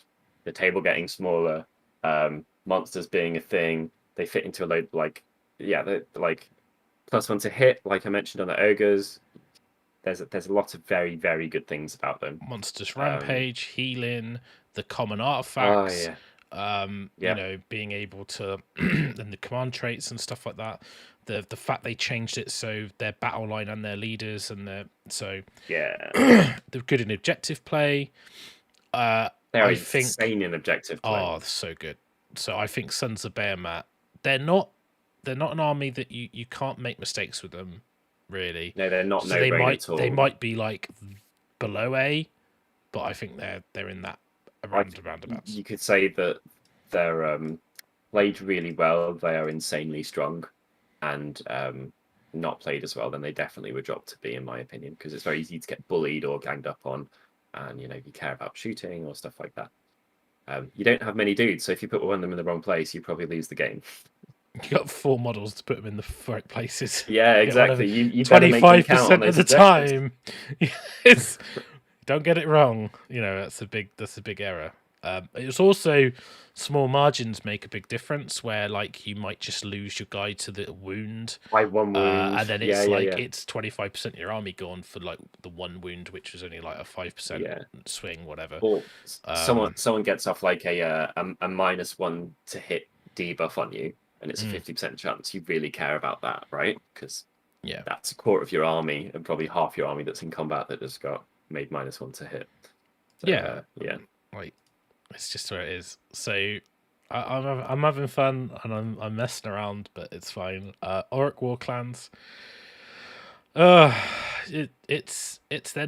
not that bad, but they aren't that good. They almost need a separate categorization for Big War as well, because it's so good. But let's assume that if you take the book is flexible. Obviously, we've heard that there's a new Orruk Warclans book, and it's got Crawl Boys on the cover. Decent allies as well. I've always thought they were a bit underused, the allies. Yeah, well, obviously the Crawl Boys have got some good shooting in the box set. They technically Orruk units, so Big War. I don't know why. Can you take them? I don't know, but it's it's. We'll see. I just want to put them in B. I just don't know. Just in the middle. They're at the top of C or the bottom of B, aren't they? Yeah, and the bottom. Yeah, they don't brutes are good in 5. They're better than Flesh Eaters. Odd Boys having their maximum unit size probably bumped them down a bit, and Odd Boys was one of the no-brainer units in them, and now it isn't as much. I think it's a book I don't want to spend too long on because obviously it's words. It's that middle B, right? Yeah, they're in the B. Where they are in the B, you decide. Bottom. Well, I've got them at the bottom at the moment. So anything to the right is the bottom of that bracket. So if you disagree with the sequencing, obviously A's not full up yet. Right, that's destruction done. So are we? Death and destruction are done. Are we gonna plow through chaos because we got 4 left? Yeah, let's do it. Maggotkin. What about? You don't see them that much. Nurgle are just better. They got away with murder with the points. They go down? I think there's some stats. They went down by 1%. They up or down, they kind of stayed the same. I mean, whatever. Yeah. They went, The new War Scrolls they got in. The same. Was it Marathi? It wasn't the one after that. Whichever. No, it was Bellicle. Teclis, I think. Was it Bellicle? Oh, right. Well, we are doing Chaos, so we could do Seraphon next. No. A tier for Nurgle. Yeah, I think so. They do grand strategies as well, so well. Keep your battle line alive. Lol. Yeah, just a joke, an absolute joke. They've always been too fast for what Nurgle should be, and as resilient as they should be. Debuffing shooting. Their great unclean ones are a bloody bargain. Said as a bitter 420 Keeper of Secrets position. I think they're 340 or 350 points or something like that. They are brilliant. They are really, really good. I think they're also not too complicated to play, which lets you make good decisions with what you have to do. So I'm not being derisive about that or saying that they're easy to be good with, but there's less to do, so it gives you more headspace to concentrate on what matters. And they've got Archeon, right? They got access to Archeon. Yeah. They got Bellicle ally. I don't know. I don't know if you do lack the damage with the new buffs that you got from the heroes and stuff. I don't know. You guys, maybe Blades is the only thing that benefit is a 6+ in the entire game, right? So I don't stand for that at all. I think it's got FAQ, mate. To be honest, I think it's on unmodified. Yeah, it got changed last General's Handbook. You can't bonus it on 5s. That's why you stopped saying it. Yeah, I wouldn't know. I think the problem is the damage you get from. It's not really damage doesn't really, and this sounds stupid. Damage doesn't really matter that whole much. We're playing an objective game, so yeah, it's not a silly thing to say at all. Yeah, cheers, Liam. Have a good night. I will do a picture. I'll put it on Twitter, so then I can get lynched. Maggotkin. I mean, they could be B. They could be where Skaven are. I just think they're better than Skaven because they're a little bit more resilient. I think defense is stronger than offense in an objective-based game. Grand strategies, a lot of them you don't need to kill. You just need to be places. You need to run. Yeah. So I would go with that. I think A. Bottom A. Yeah, bottom A. I'm okay with. They're extremely good in team events too. It's difficult to factor that type of thing in, but both Behemat and them are outstanding players in team events, I think. I'm going to put Slaves to Darkness. I'm going to put them in A. I think they could have potentially been S tier. But because of the changes to the armor saves in the FAQ, I'm going to put them down into A tier. Yeah. However, still hugely resilient, large variety in chaos, great buffs. solid different types of lists, many ways to benefit in different ways. You got some Khorne weird Demon Wrath of the Princes Everchosen stuff going on. and Khorne Yeah, Demon Khorne Demon Princes, Prince. and Yeah. Be'lakor and Chaos Knights, who didn't go down. Archeon. Varangard, Archeon, Yeah. Pink Horror Meaningful battle Allies. line, grand objectives. I just think they are A tier. They are so good. You've got so many options. Yeah, everything. Untamed Beasts at a screen, yeah, exactly. I wrote a list. Mortal Wound saves. List goes on. Back in end of 2. Shields have just got better every year since the book was written. Ever felt like I was anywhere near anything that would bother me. And then they've just got a little bit worse, but I still think they're great. Yeah, I'd say A tier. I'm down for that. Blades of Khorne. So I think people always think Khorne are worse than they are, and also they are fairly unforgiving. So I think that both of those add towards people just underrating them. But I do think you have to play them quite well to get the most out of them. So I don't know quite where their balance is out. What do you think? So they've gained some things. So the Slaughter Priests have got worse, hands down. Bloodthirsters feel like a bargain. You've lost some of the abilities of the formations. Gore Pilgrims, there was the Dark Feast, you had the Tyrants of Blood, whatever it's called. Well, I think it was called that. It's changed into Council of Blood, whatever it's called. Bloodthirsters are cheap. They are really good. Really cheap. You've got access to... They've not got any worse. No. Well, a They've little bit because of the command ability stuff. But the way that everything new benefits them, perhaps that's a better way of putting it, right? None of the new stuff that's been added makes them anything but better. Yeah, Blue, they can take Sinestha slaves. Yeah, they just got really good. They cherry pick what they want. I think blades, but blades are blades, right? So they struggle with, they don't have shooting. They are a little bit. Their mortal wound output was reliant on the prayers, which have now got worse. Your stacking saves isn't a thing. They had a lot of things where you'd get multiple things happening on a 6 from some of the Wrath of the Everchosen books and stuff like that. That now doesn't happen.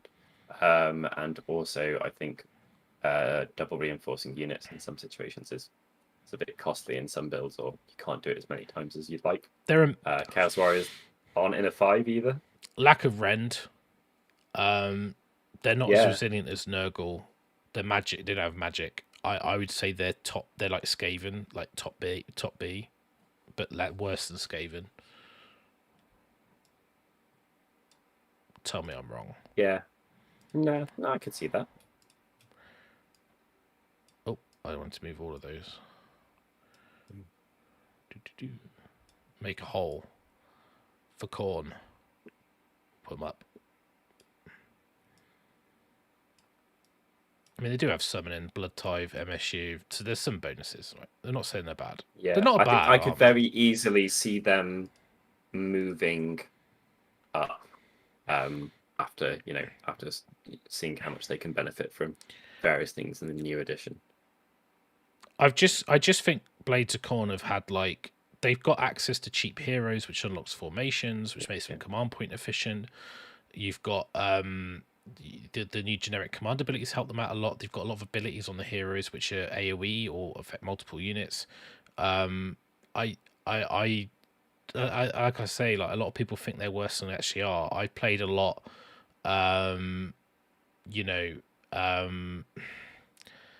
I've played a lot with Khorne, and I don't think they've always been, for me, below the top end, but not bad. So I can't and put very them capable of punching above their weight against some of the things that are top in the meta as well. I think they've always had that going for them. They've got a lot of little unique things that sometimes help them beat. When Fyreslayers were big, you could still beat Fyreslayers with them, and loads of the other strong stuff struggled with that. So they've got some kind of cool top tier matchups going on as well. I think. I mean, you could put them down to even. I mean, are they better than Orruk Warclans, Stormcast, Ossiarch, Ogres? No. Are they worse? No, I don't think so. No, I don't think they're about where they need to be. A I lot mean, of you those might armies put used like to be that, like, but you might put a lot of the armies used to be the tier below, but I think now that you can interact with your opponent in their turn, armies that play like destruction, if you know what I mean, you know, the ability to give something +1 save, or the fact that your opponent's not giving itself like +3 to hit, or you know, doing 17 of the same spell or something like that. They're not being punished as hard as they were in the past, I think. Yeah, Beckwith, you can field both Sinessa and Excessa at the same time. So, yeah, the tone and the voice. So you'll just run out of places to put your magic items if you take that many uniques. So there's one Chaos faction left. Put them up here, right? They're S, right? Slaanesh? S for Slaanesh. S for Slaanesh. No. They were before they got fixed. And then they come out. I would have said they're probably there, and now I think they're probably here.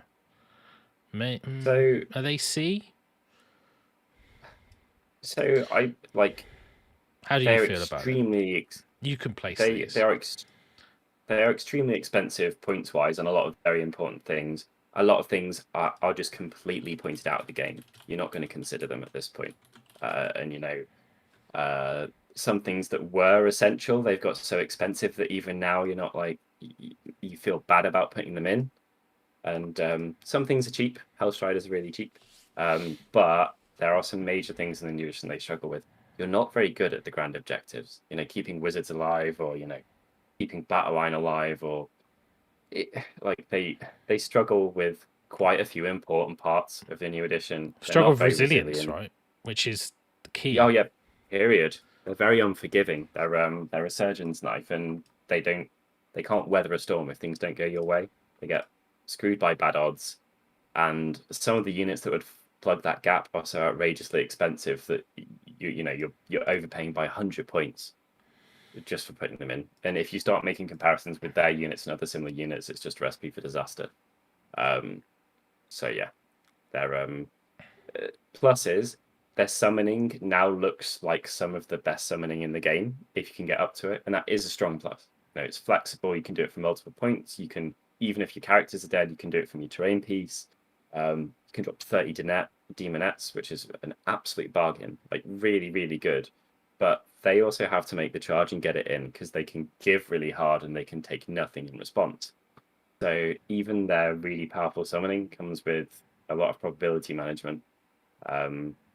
Any armies that you can't pin, you are screwed against as well. That's another thing. So some things that have unique abilities, like Blood Knights being able to retreat and charge, or you know, stuff like that. Not getting your locuses off, things that can just kill your heroes.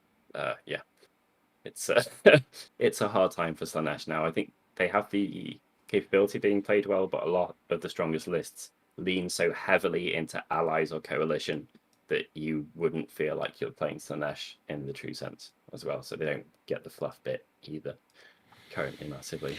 I think C, because they still have good options. Because again, Bayar has a fair amount of weaknesses, struggle to compete against most armies. They have quite a few bad matchups, somewhat restricted choice of units customization, forced to go outside the theme, so you can't stay in Hedonites really if you want to be competitive. They've got some synergy and power, which is true. They've got many restrictions in list. So like battle line because you've got to take a lot of pains, things like that. Inefficiently pointed 100%, and not always everything's going to apply, but I think like Slaanesh are only not D tier because they have access to Slaves to Darkness and Beasts of Chaos and good allies. Yeah, I think maybe you'd give their points like E tier, but you'd give their synergy and the ability to write loads of different probably like lists. A, B tier, maybe. Then because so it evens out in the mosh. So you might say they're a mix between B and E, and the B and D, and they come in at C. So yeah, exactly that, and just the fact that any army that is a surgery knife rather than something that can take a bit of a beating in response, they're always gonna go lower unless they can magic someone off the board before they've begun or something like that. And I do think they are better than than Flesh Eaters purely because they've got access to shooting in Lurid Haze and things like that, and they've got much more breadth of stuff. I generally believe, like, I think Flesh Eaters are in a really bad spot. I just don't see. I mean, put it this way: I would be happy to play Flesh Eaters with them. I would count my odds against the Flesh Eaters in that situation. 20 Bliss Barbs are going to cause them a fart, right? An absolute world of pain, or making some of their units not pile in, or loads of stuff's really beneficial against them. Oh, you're most welcome, Beckwell. That's a really nice thing to say. Yeah. And join our Discord if you want, then we can always give you advice and stuff. Yeah, we'll chat some more. So, I mean, people are going to disagree. That's fine. That's what it's about. Like, and again, caveat this at the beginning of the video, we said this isn't don't play these armies. They can't win games. It's just our opinion. There's no fact other than our opinion. Can't cope with rat being close nearby Khorne. Much of a muchness. So yeah, and I'm not saying that Slaanesh is going to beat Feck every time, but I don't think there's a lot in it. But I think Slaanesh have got more variety and more choice, and that's only because of beasts and slaves and wrath. So shooting and chaff and the ability to shoot off the opponent's chaff. You know, it's too. Slaanesh is less of a blunt instrument and has more options than Feck. So even if, you know, hand to hand they're roughly similar, you can still shoot off their screens and then get to their stuff when they can't do that to you. Right. Order. Do you just leave them all in E and Order is done, right? Order's pretty strong in general, right? Yeah. It's has been solid.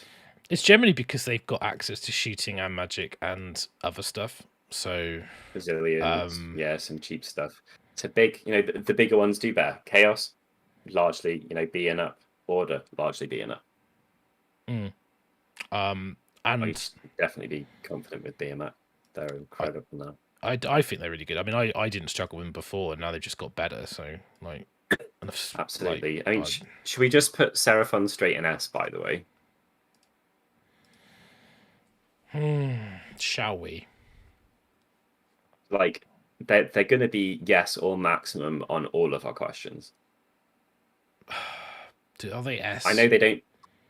I know they don't do it in an exciting fashion, but they are at the bottom of S or the top of A. I think that's the. I think you're right. I think, and because they have access to shooting and more variety, they probably are slightly above Soulblight, but I don't know.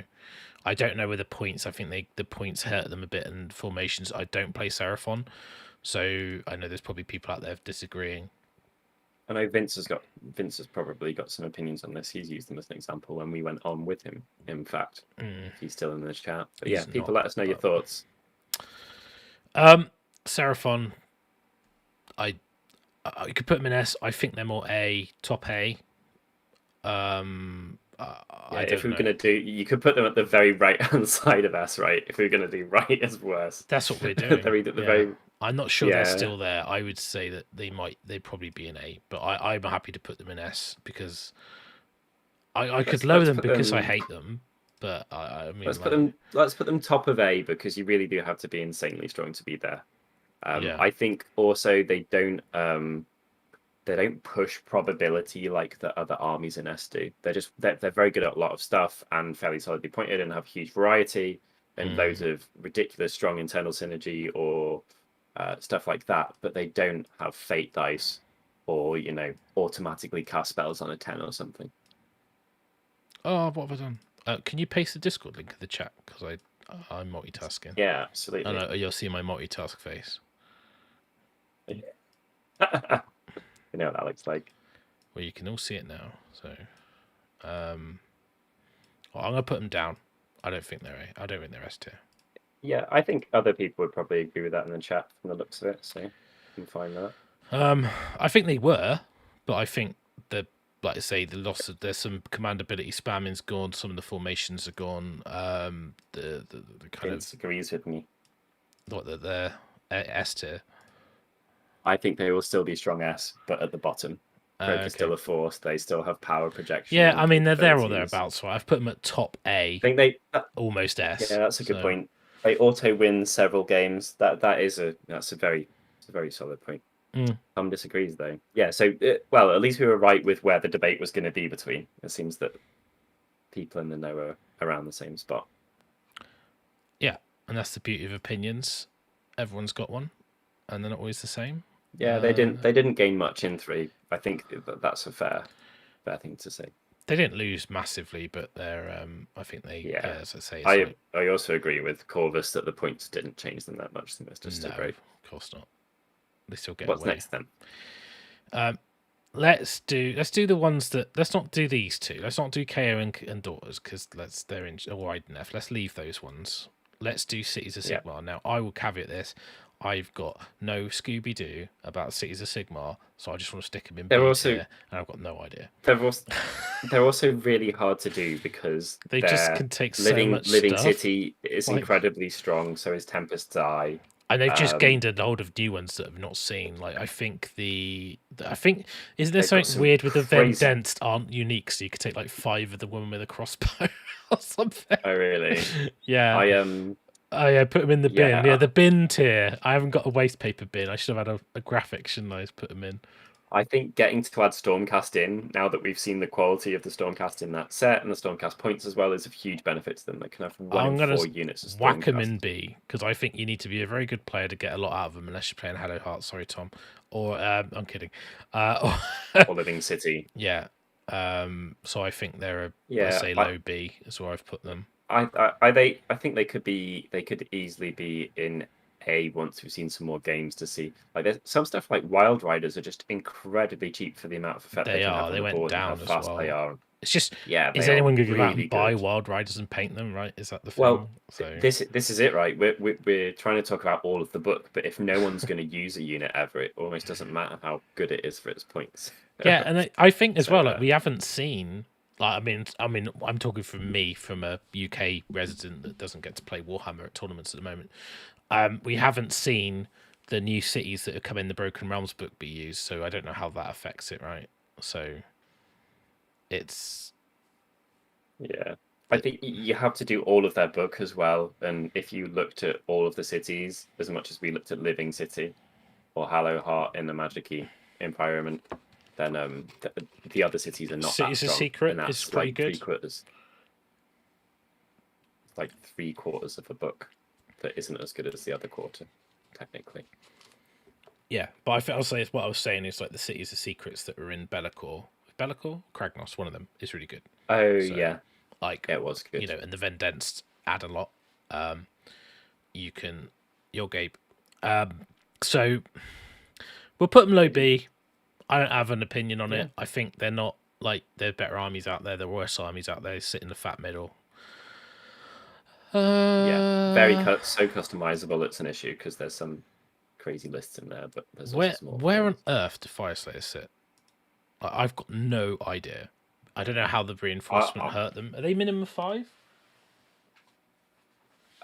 Did reinforcement points screw them over? I think you can take 320 still. Can you? Of the stuff that you used to be able to take. Can you? 230s of. Min size 5, dude. Okay. 5 in a unit. Not battle line. Battle line here for runic generals are runic Orruk Runefather or runic Rune Master. Half guard berserkers are the go-to, right? Yes. They look like they're going to struggle. There are no E factions, Gabe. Yeah, they're just there for placeholder. Our Fyreslayers, they've got priests. Priests have got stuff. They got a little bit better. I mean, they were very good in certain missions. It's almost like some scenarios they were like A S tier, and other scenarios they were like D tier. The table getting smaller is huge for them. Like that is nothing but a massive plus because they struggled with getting to the bits they needed to get to. But scenarios aren't, and this will sound stupid, scenarios are not that important to objective capture points are not as important as doing your battle tactics and grand strategy. Yeah. So I think keeping battle line alive and stuff like that. They are, but I think they've almost gone like you've almost got this situation where having all the objectives doesn't actually really matter. But does that make them stronger or weaker? I don't know. But then obviously in the beast pack you can remove objectives, and if you lose that priority and they remove the objective where you're not blobbed, you're going to lose the game, right? I mean, I think they have. They're just B for boring. you got it. Fyreslayers with a Mega Gargant. That might not be a bad call at all. No, but still. So Vince just said Fyreslayers got really badly hurt by the reinforcements. Their hopes are on shooters and Magmadrost now. They aren't out. They still have options, but they lack. Yeah, I mean, I think they've been hurt more than they've benefited massively. I would definitely agree with that. Because people have got more ways to win than capturing objectives as well. Because before, Fyreslayers could get in a position on the table and be like, we got loads of bodies, they're really resilient, you can't get them off of us. The bodies you want are half-guard berserkers, they're now capped by reinforcement points, so max is 215s. Whereas, so you're like, well, actually, I can't have big units of those. Volkites are still trash. You're getting any of your dynamic. Volkites got small book as well, right? And any of the things they don't have a choice. Volkites got triple bashed. Are they better than Slaanesh? Like, that's the question. No, I would be okay with playing them. I feel with multiple I'm going to put them in C. Of Slaanesh. Controversial. I think they're C. I don't think. I mean, I despise them. Feels they can hit hard. I don't know people who play them and like them. To me, like the most unimaginative, boring, uninteractive games of Warhammer I've had are going against Fyreslayers. So, except for Lord Bob, we're gonna disagree with you shortly, mate. Good thing they nerfed Sylvaneth for being so overpowered. Well, should we just segue now? Do you want to do Sylvaneth? Yeah. So I think there's. Do you want to talk about Sylvaneth with and without Alarielle for a moment? Don't play them without Alarielle. There we go. That's it. Done. They're in a really bad spot. Like they were bad, right? Then you've got all the stuff like they were E. Yeah, I. But then you've got the Warsong Revenant, you've got Alarielle. Then they've the Wildwood scrolls changed, everywhere on the board has caused a problem. They've got good movement, but boards are smaller, so does that really matter as much anymore? But then the movement's tied into the Wildwood, and because the rule is now on the War Scroll, you technically can destroy it. I think Alarielle is so good now. He's nuts. It pushes the army up. And I don't think she does. She drags it up by a tier, I reckon. An entire tier. I think they're in C. I would put them in C, and I would put them equivalent with Flesh Eaters and below Slaanesh. That's just where I'd put them. I think that sounds about perfect, really. I might be wrong, and I think that it might be that with time we'll see that there might be some people do really successful things with them. Yeah. But for our tiering, we're saying that if you imagine the top means that they're very like forgiving and you can get away with mistakes, and the bottom is kind of the opposite. In one of our bullet points, I think Sylvaneth, you need to play very well. Like Hedonites need to play very well to do the most with them. Like Alarielle's really good, but she can still die in a one fairly easily, and she's very fragile. She can really easily. So although she heals, like it's not like. So I'm kind of thinking like, where do they go? Where do they go? Where do they go? So like, I don't want to put them in. Like they could be B. I don't know, but like, yeah, people are saying they think they might be B, but we'll just have to. It's Daniel George. I'd be super happy to face Sylvaneth with Slaanesh. Yeah, Jack, you're right. If you have to take a single one, and I'm only saying that because I think without Alarielle, it's a bit like Daughters without Morathi. You are hurting yourself by not taking that model because it does so much for your army. I'm not saying that she's really efficient for her points, or she's really, really good, or she's much better than the Gash, or anything like that, because no one's better than the Gash. But I'm just saying that. Cheers, Daniel. I'm just saying that basically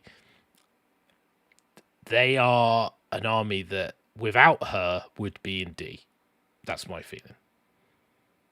Yeah, I'm absolutely fine with that. They got quite cool allies. That's a solid thing to consider. I think they do quite well at battle line, and being able to jump all around the board and stuff like that is all right as well. And being able to place buffs where you want or not, because they've got champions in most of their units. Shout out to Scythe Hunters as well, being quite good in sixes. Yeah, so Legion of Asgaroth are not matched play legal in AOS3, from what I can tell. Unless they're in the Forge World PDF Monsters Arcanum, but they haven't released that yet, it's forthcoming. So yeah, I don't know. If they come out, we will say what tier we think they are. I think. Well, yeah. Let's. Should we jump to the daughters? I mean, it's fairly easy just to put them here, right? S tier. I just think they're outstanding. Again, you could remove Marathi and they would drop a tier happily. Maybe a bit more. She is so unique. She is very well pointed for what she does. You can't kill her anymore. A load of the changes to the game have taken away her only weak point, which was doing cheeky shit with spells. The book is great. It's got loads of options. I don't think it matters too much that you can't take 90 Witch Elves, but I'm very glad that you can't. Potentially weak against some matchups to do with a large amount of shooting and things like that, I think. But I'd put them at the bottom of S, in my opinion. Mm-hmm. Yeah, I think so. I might be wrong. They're great at scenarios as well. Yeah. Any of the new Stormcast models making it into competitive lists? I'd imagine nearly all of them. They're very good. And they're very well, they're efficient for their points. I think with daughters, because Marathi does so much. You get two models. One's a sub-commander, one's a big commander, right? So you automatically just unlock stuff with her. She's so good in magic. You got she's so good. And snacks are good. You've got lots of variety. You've got good allies. You've got Khaine Shadow Stalkers. You've got Witch Elves, and they're 25 mil bases as well. So currency doesn't really do anything to them. Sisters of Slaughter with the pile-in. You just the points are great as well. You write a list, and I think maybe now instead of getting to 1750 points and thinking that you're done, you get to 1900 points and thinking that you're done. But they're still really well. You get a lot out of their war scores to the point. Let's just talk about Doomfire Warlocks. They don't get a look in. Nobody takes them, and they're so good. How? Why? I don't know. I've been all my armies. 10 wounds, 14-inch wizard move, shooting, rend 1 melee attack wizard. Haven't they got a 4-up save as well? What is going on? Yeah, they are mental good for their points. It's just if you want any indication of how good the book is, it's that they just don't need to put in something like that I would pay 30 more points for. Yeah. 40 more points for. And I know just nuts. People got about the prayers and priests, and they got a little bit worse and stuff. But how good is that snake invocation? Right. He just kills models, breaks coherency. It's so good. Yeah, they're really great. They're fast as well. They have that thing where every single turn they get exactly what they bloody need from the. Yeah, they're just insane. Shoot your snakes in the hero phase. When they charge you, shoot back at them. Good in combat. Rally into those snakes. Yeah, I mean, Daughters of Khaine are just Stand-in. I love that the snakes are now valid because of a lot of it is because of rally. It's the same thing that horrors benefit for. Rally and Unleash Hell. Yeah. Really good on them. Horribly scary. Those units are the reason why people are underrating Felbats currently, because they should definitely be taking things that can stop that stand and shoot. Yeah, it's enough to ruin a game plan. It really is. So yeah. What's next then? We've got Idoneth and we've got Karadron. So do you wanna say a bit about the KO? Do you wanna say where you think they go? I don't know, because there are a lot of issues with their FAQ from what I've heard. I haven't looked. Okay. I actually think they're pretty bad now. I just think gone are the days where you're able to like alpha kill people early, and you've lost the formations, which are massive. You don't really. You've got behemoths, but they're not monsters. So they Aether Gold doesn't feel as unique now. Everyone's No. got access to things that they can buff their stuff with, and I'm gonna be really controversial, right? I'm gonna put them in B. I can see that. Like They might be bottom A. They might be here, right? They might be here, but I don't think they're any higher than that. I don't. Not many of them get on the board. I think, and this has always been with the KO. You read there, and this is the same reason that people underrate Skeleton Warriors. So you look at their war scroll, and you're like, that all looks pretty good. And then you look at the army and where it is on the table and how much it's doing on the table, and how many matchups like just say no, like play Nurgle, cry, and it's it's pretty hard. I think they're not forgiving. They don't have a huge amount of variety. They don't have many war scrolls. They don't have any magic. And they have no melee. Gabe makes a great point. He says he played against KO tonight, and they seem massively hurt by the battle tactics, and that's right. They don't have the variety in the army to compete like that. I feel writing lists for them. I would feel like I do for Slaanesh, which is we've not put Idoneth yet. We haven't done them yet, so I'll put them there. So people start, why are they bottom? So we haven't done them yet. Oh yeah, so, that would be controversial. Yeah, it would be. I'm not putting them in the bin. Yeah, that's fair, Jack. Every army gets its turn in the sunshine. Apart from daughters, who are just always in the sun. Yeah, daughters live in Marbella, I reckon. Yeah. Whoa, we're going to Ibiza. That's just there all the time. It's on the beach. Yeah. Back at the island. Every time General's Handbook comes out, they're going back. It's fine. So, what do you think about the Idoneth? Do we need to have the discussion about whether they're just eels anymore? I don't think they're nearly as much just eels as they were. Maybe now it's eels and turtles and sharks and characters. I don't know. I think they're here. I think they're like that. Now, I don't think they are just eels, but the eel list is. You could kind of say it's got hurt by Volturnus's spamming, right, and going away. I don't think that was the really good players. I don't think often ended up using that anyway. No, but having a threat was nice. I think the fact that the Thralls are just bad, right? 32 mil bases. Come on. Yeah. They stand and shoot. It is all right on them. The Reavers, you mean, for those? Oh, sorry. Yeah. Sharks, nets, good. Turtles, good. Monsters, that's good. Eidolons, they are great for using as allies in other people's armies. Again, they're one of these armies that's a great allied army. Yeah, exactly that. Great for allies, right? But not as an army. Yeah. So let's have a quick look. Eidolon, 380, good. Eidolon, 330, 355, way too expensive. Yes, far too expensive. Not a monster, bad. I mean, like what's your Alapex is 125, bargain. Morsar 195, that's expensive, but are they as good as Blood Knights? No way. Yeah, fair. Yeah. I mean, they're reliable with getting +3 to charge and stuff like that, but I guess you can't do +6 to charge now, can you? With Soul Scryers, they're not command abilities. Yeah. So okay. So I think you can. So, because they do the whole point the finger thing, don't they? Yeah. I'm not sure, but I would. Offensive eels laughing at Stand and Shoot. They did run. Hi, Brad. Thanks for coming in, like the Kool-Aid man. Oh yeah. So.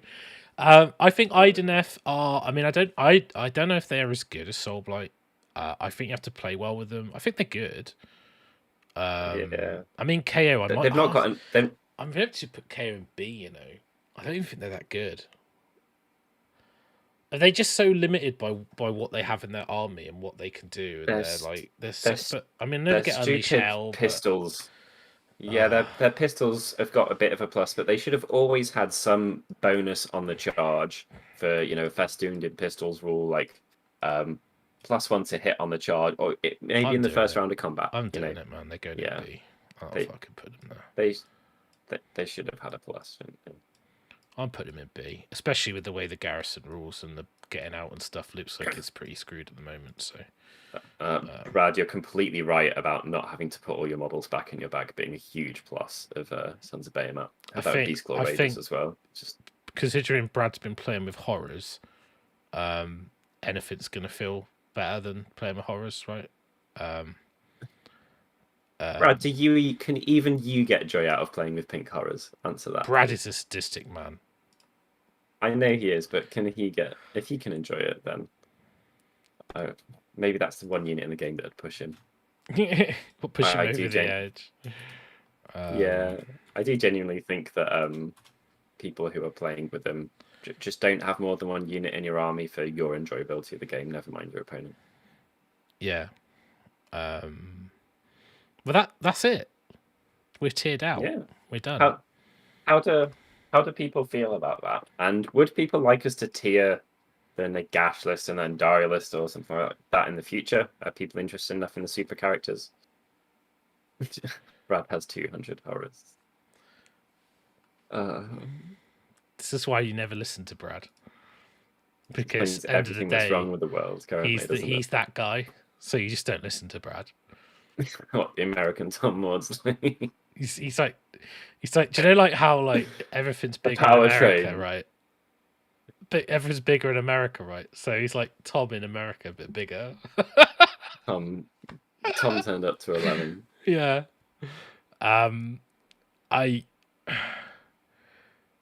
There's people who shoot far better than KO. Yeah, James Dean. They don't do anything else. They have monsters. Let's talk about Lumineth Realm-lords shooting in a list that has a magic phase that they would dream of, and a potential combat phase, and fast cav, and more bodies, and is more efficiently pointed. I mean, people will disagree what we put, and that's completely fine, and we will see what happens. But I'm only go. It's just my opinion. It's like I say, it's not based on anything, but yeah, it's yeah. We'll retouch the Stormcast and the Orruks, guys. Absolutely, the moment they've got it, we'll read and assess, and maybe, Russ, if you like them, will you do a Stormcast army? Because I know that you've enjoyed painting them, and those new models are getting quite a lot of love from you. Is that I'm going to paint them. They're going to be a slow labour of love. They're not going to be they're not going to be my competitive tournament army. But if I wanted to like go to an event for painting or something like that, then yeah. But confuses the smeg out of me that Kragnus isn't Beast of Chaos. There's a funny story about that. I won't out him. I'm not going to out him, but I know someone who wrote a load of Beast of Chaos lists with him in and realised he couldn't be getting in there. Well, I mean, that speaks for itself, doesn't it? Kragnos is an interesting one. Right? I don't know. Kragnos does a lot. Kragnos in Sons of Behemat is fun, by the way. I'm sure Gabe can attest to that. It's bloody cool. We'll just level those out. Let's talk about Andrew Begg's point. If we assume that the list is accurate bunny years and the game is in a pretty good state, I've seen a lot more games with more skewed tier lists. I think one thing you have to bear in mind is that these books aren't from a computer game. Ideally, if you're going to get it absolutely right, what you would do to make money and for people to have fun and to have a meta is have everything arrive and be quite good, a slight increase in power to make other people catch up doably by customizing their lists, but keep the meta evolving and make sure that each new book is exciting and strong and not crap. So it's not like a computer game where you need to have some characters that are bad but weird and some that are this or that. Like, they should all be absolutely viable. So in theory, all of these should be on a pretty much level playing field, apart from the last 3 books or something. Let's say. So there isn't really an objective or good reason for there to be an army design that is absolute poo, and that shouldn't be something that's happening. And if it does happen, I think it tends to be ones that have they tend to be old and have not benefited from the new edition change. Yeah, I think nice to see Death Up High as well. That's cool. It might just because I play them, so I just think they're better than they are. It's like, but I also generally, they have a very small amount of books, and Soulblight's the biggest. The issue I have with like Death is that like Soulblight are just up here and everything else is down here. Like, Yeah, and that doesn't mean that Soulblight need to be nerfed. It just means the other books are just that bad. Yeah, and they're quite old as well. That's a the new right? edition, like for want of whatever people want to say, just absolutely dicked Bonereapers, in my opinion, because yeah, it did. What it's basically they were the done guinea is pigs, gone, and then they got left in the dust. all the cool shit you had is now been given to everyone else, and they've gone from this like relentless disciplined force of elite guys to less disciplined and less elite than everything else. All the cool new abilities you can't use. I'm not going to rant about it. I just think they need a new book. I don't think they're not going to rewrite their book in an FAQ, right?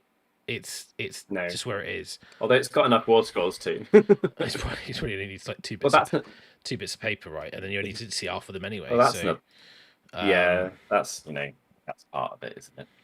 And oh my god, Brad's played 6 games with Kragnos in Sons of Behemat. That is something I'd like to watch with a beer. I saw, and it's Kragnos is such a Brad model. Like I don't know if that I love Brad. It's like frat boy anything Brad that can tear Brad away from some wanky anything that stops him playing horrors is Chaos fine, Army. So or like, yeah, that's don't that's awesome Stubble. Just don't all out raw. Just don't. You're gonna like. I've got. I don't know if I can say it, but I've got a story about. I just got my OBR. I went to the playtest weekend. They went, "Here's the new edition." I went, "Okay, how does my army?" Oh, it doesn't. Right, great. I was like, "Well, they go in a box then." Yeah. No, not shout out to the Death Riders though, because they are damn good. Like that war scroll has gone up more in stock in the edition change than almost any war scroll I can think of. And I don't think they're bad. It's just for me, it's disappointing that they feel like they're playing AOS 2 in AOS 3 land. That's the only thing that annoys me. Yeah, completely. They feel behind the times. I wonder if there's a correlation if we were to like turn the oldest books like blue or something. If there'd be loads of, if it'd just be like flat, like if it's towards the bottom, it's blue, and if it's towards the top, it's not. I can't do that. Like, don't ask me to do things like that. I know. I on the fly, like, oh, why don't you just tint all the colours in different things? I said I ripped all these off the community website. I didn't make them. I just downloaded them off the article. Maybe some nerdy person can screenshot it and do it for us. I can be do it. Interested. I can do it, just not right now. No, we're live. Unless you want to see my multitask face. No, I don't think anyone needs that. I know you want. I have to fill in dead space for 5 minutes. But yeah. What do people think of that list? I can't remember. What are you disagreeing with, Matt? The old books thing. I feel like for me, like, and I'll talk about OBR a bit more because the thing it's like when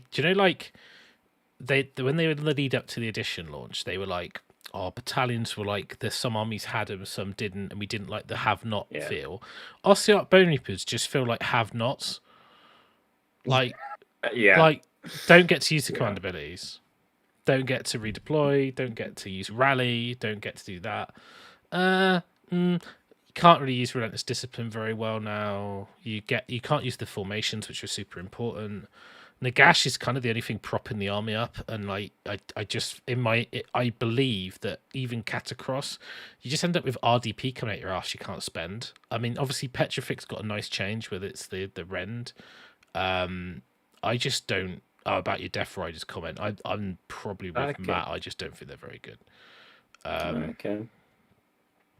Yeah, oldest books are like Maggotkin, Deepkin, Nighthaunt, Stormcast, Rots, Blades of Khorne. Sylvaneth got one fairly recently, but Fyreslayers are pretty old. They don't feel. I mean, to be honest, like, it's not as bad as other. No, it wouldn't take a lot to fix OBR, and they're not. The army's good enough that it doesn't. It's not that they're in the bin, but if they were a lower quality army going into 3, if they were like mid tier already, they would be low tier. I just don't think there's. I mean, Nagash is keeping that army in B. If Nagash wasn't in that book, they would be in C comfortably. Minus, yeah. Like, just my feeling. Nagash is propping them up hard. So I think, I mean, when we say these tiers, like, they're not like a million miles away. It's not like you play Lumineth, you're never going to lose to Fyreslayers or Slaanesh or Gloomspite. You know, it can happen. I mean, Beasts. All right, let's be honest. No, I'm kidding. I mean, Beasts. I mean, it's not like you can't lose to the other armies. It's just like. I'll tell you what. On the fly now at Facehammer GT, we will award someone a voucher. I can say this because I'll put the voucher in for the person who we think has performed above their army's capabilities the most. Because I think it's nice that people, you know, this doesn't mean you shouldn't try your absolute best to turn up with Beasts. You just have to reset your expectations. You know, if you can win 4 games with Beasts at an event without it being some wanky spam list or something, you've played your tits off and really deserve to be, you know, hugely proud of the achievement. It was like when Tomlin did really well with Phoenix. Phoenix Guard or whatever it was list. Phoenix Temple. Yeah, that's the one. Yeah. And like everyone was. Then the thing is the thing about the stats, right? The thing about stats, which is funny, because he's the only one playing it and he's doing well with it. It's like, oh, they're really good. They are. It's like, no, it's not. It's just one person is playing them and doing well because he's a good player. It's like there's not enough players. Then Savat and one Australian ploughed bone splitters really high. I did a bit later. You had like 4 people who took them and did really well. Like 3 of them in the UK and 1 person in Australia that I remember just seeing bone splitters for days. Yeah. Right? Yeah, exactly. Just winning 4 out of 5 games every event. Tickets are not out for Facehammer GT yet. I'm kind of waiting for the COVID stuff to. I'm a bit worried about the cases and stuff. I don't want to sell. The Facehammer GT is the 11th and 12th of September currently. It's got. It might end up having to do like 40 places. It's normally 80, so we'll see. It will run, and we will do our best to do the best whatever it is under whatever the circumstances are. And we're not planning on tough times. I won't be playing Stubble, so I won't get to win anything with Slaanesh. And neither will I be playing, so you've all got a chance. I'm kidding. So there's 5 tiers here that are filled up, guys, and that means that if you're in S, you should win 5 games at an event. If you're in A, you should win 4. No, it doesn't mean that, Byron. Stop it. If you don't go 5-0 with Tzeentch, get out. Is what you know. I couldn't resist. It was too easy. Such an idiot. No, not at all. Well, we obviously FAQs are out, editions out. We haven't had. Happy birthday to Baby Goose for that day. We haven't had a chance to see how the chips fall. We don't know. We could be full of crap. They'll be on Element Games. Yeah, all tickets will be. We will announce it, and it will be on the Discord. It will be on the Twitter. It will be on the website. It will be advertised, and it will be advertised with time to prepare for the release. We just might have to do something with sales that I don't know. I don't know if we can do a free for all. If there's limited space, we have to do something. The giveaway for the Dominion will be announced at the end of the month. There's still a chance to enter if you sign up to Patreon tier, a YouTube member tier with the join button down there. Obviously the Patreon is up there on the screen. You can see it, patreon.com/Facehammer. If you don't want to do that, you just want to do a one-off, you can do the Ko-fi link that's here, and that's just buy us a coffee. That gets you entry. Obviously, all that goes to help help us, allow us to basically do more content, upgrade our equipment, do this as more of a full-time thing for me because it takes my time. So yeah, all the help is greatly appreciated, and you've also got a chance to win a Dominion. At the moment, we've got like 30 people, 40 people max. So you've got a good odd of getting a prize. We're giving away Dominion, we're giving away dice, we're giving away vouchers for Element. So there you go, Night Tom. And yeah, so I would say just if you do that to support us, as long as you've been charged for 1 month's worth of Patreon, you will be entered. So yeah. There you go. Face Hammer GT. We will give you more information. And Nick, patrons at the tier you're at will get, obviously, you won't miss out on a ticket if you want one, and there'll be some benefit. You get the VIP treatment, so there'll be some stuff at the event as well. So, yeah, don't worry about that. I'll make you a stuffy octopus. That'd be good. Good night, Tom. Tom asked before he left, what do we think of giving some of the lower tiers more points, like used to be a thing? In the comp pack of an event. So, Beasts of Chaos get 2,200. What's your opinion on stuff like that? Don't think we're there yet. No, I don't think it's I don't, bad. but I would have no issues with it being at an event I attended. I'd be absolutely fine with it. There was a time in old Warhammer where you had to do it because the game was so unbalanced as a TO, and it still didn't make any difference, really. Do you think scenarios just kind of pull the wool over the eyes, though, because there are huge disparities between S and D currently, to take extreme examples? Do you think, because it's not about running into each other and just bashing each other until you're dead, do you not think that kind of, it's still there just as badly, but if someone plays well around scenarios, it kind of dilutes it? I think the new edition is really good because it's less about, there are more ways to score victory points than just go standing on little points and bashing people over the head. I think the decisions around your battle tactics and things like that, I think you're really able to outplay people with a weaker army than you were in AOS 2. Yeah. Absolutely. Yeah, 200 points of crap, still crap, which is always what we used to say. Like, you give me 400 points extra, it doesn't matter. I think it helps the bottom middle rather than the bottom. So those armies where every list you write is 2,100 points. It helps those rather than everything in your book is bad. I personally, I don't want to see it. I want the generic, because the problem is then.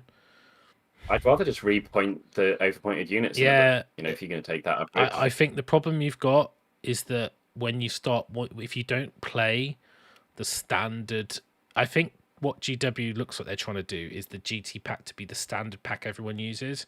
And as soon as you deviate from that, any sort of stats, like observations you make, if you're not differentiating that, then it might make a problem. I think I would like to see the official design team sort those problems out rather than the TOs have to do it, because as a TO I don't want to have to write a rules pack like that. I'd rather just go, it's the handbook, everyone knows the handbook, play it.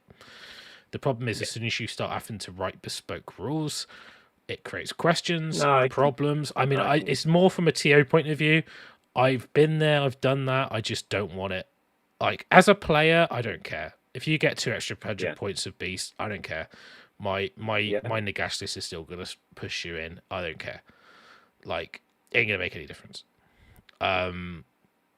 Just because I'm that good. No, I'm kidding. I don't know. Like, I just think that I'd rather just the studio sort it out than I have to worry about it, because I've had so many years of having to do it. It might be just because I'm a bit old and jaded, and I'm just like, well, whatever. Like, if you don't want to play, if you don't like struggling, then you have to chase the meta a little bit.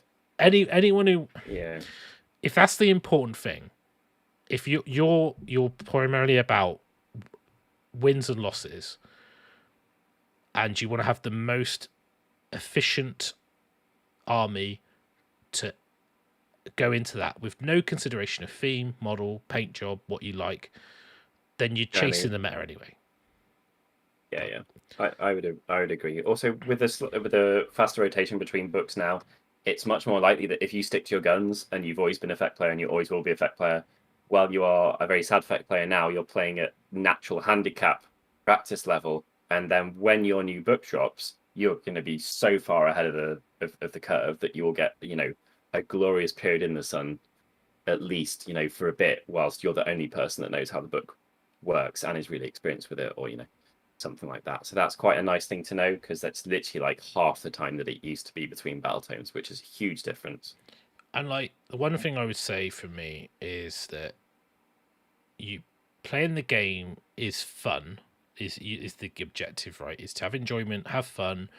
When it's tournament play for me, it's about meeting up with friends. It's about having discussions. It's about having a mental exercise of coming up with a list, trying to play your way out of situations on the table.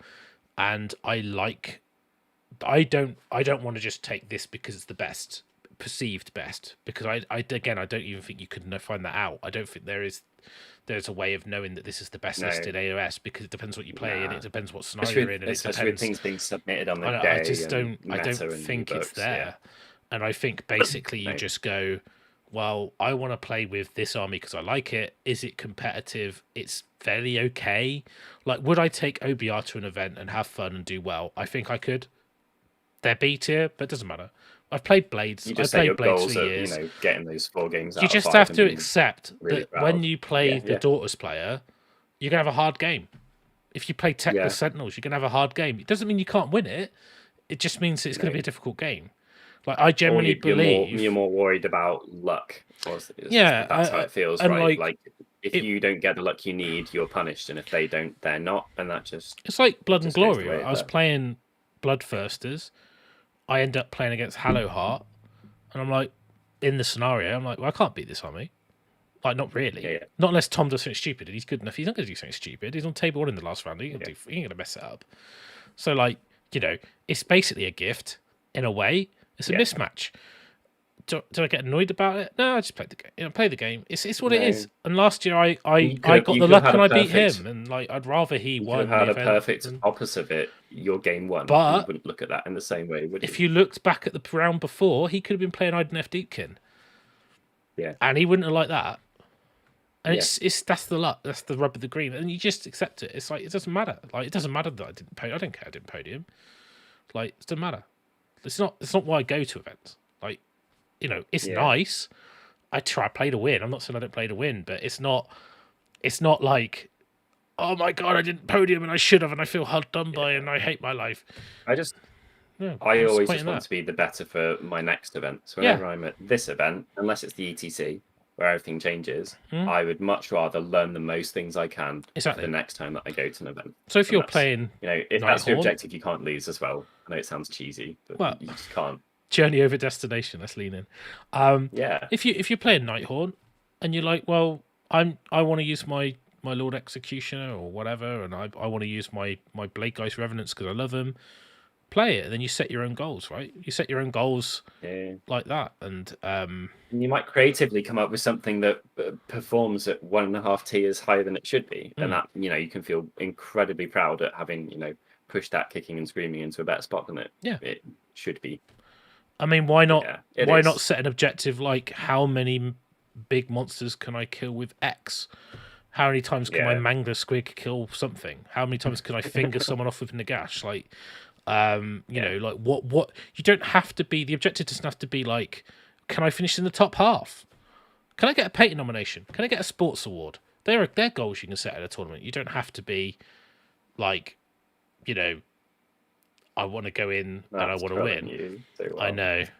I don't, Matt. So, and then like the other things you get is from an event, and I'm like, it's like these things. Shut up. Matt's just completely done me now. But Ian, what you said about that? Well, I think with AOS 2, in AOS 2, the list mattered more. So rock, paper, scissors mattered more than it does in free. Yeah, it did. And that's my opinion. I think as free, I think player skill is more important in 3 than it was in 2. Yeah. That's my takeaway so far. It's new. It's out today, Dominion, officially. Everyone's got their hands on it who wanted it. Hopefully there's still them about. There's plenty of them around there. Yeah. Still very about Element. Element Games. Click through the link. I knew you were going to say that. Anyway, we've gone on long enough. It's gone midnight. It's now Sunday, so let's wrap this up. So thank you very much for tuning in, peeps. Much appreciated. Yeah, best sporting trophy. I wish I had one. Really good achievement, Griff. So well done. So so thank you everyone for watching. Hopefully this has been a fun and informative show. Obviously we know it's a little bit controversial when you start ranking stuff. Please don't feel bad if you're watching this back. Don't put in the comments that you you're upset with your army. Fundamentally, where they are in this scale does not matter if you like the army. Play what you love, enjoy the process of playing the game, enjoy your hobby. Don't let anyone tell you not to play Beasts of Chaos just because they're not Daughters of Khaine. You don't. If you wanted to play Daughters of Khaine, you'd be playing Daughters of Khaine. If you want to play Beasts of Chaos, play Beasts of Chaos. It's fine. It doesn't matter. It's a game. Okay, enjoy it. So. They beat me to it. You do have a best sports. We won it as Team England. Oh yeah, that's a good point. I forget because Tom's got the got the trophy. So, and Matt is doing his best to really get under my skin. So, but yeah, thanks viewers for being reasonable while we had this discussion. Like genuinely, it's pretty awesome that people give such good objective points here, and there's a lack of flaming. It's really very very cool actually that we can discuss stuff like this without people being tits. Yeah, great. Okay, like and subscribe, do the algorithm thing, join the Discord, support us if you want to, tell your friends if you want to, and we'll catch you in the next video. Some exciting stuff coming up soon, so thanks very much for watching. Catch you all again soon, and have a good weekend. Cheers, guys. Bye-bye. Bye-bye.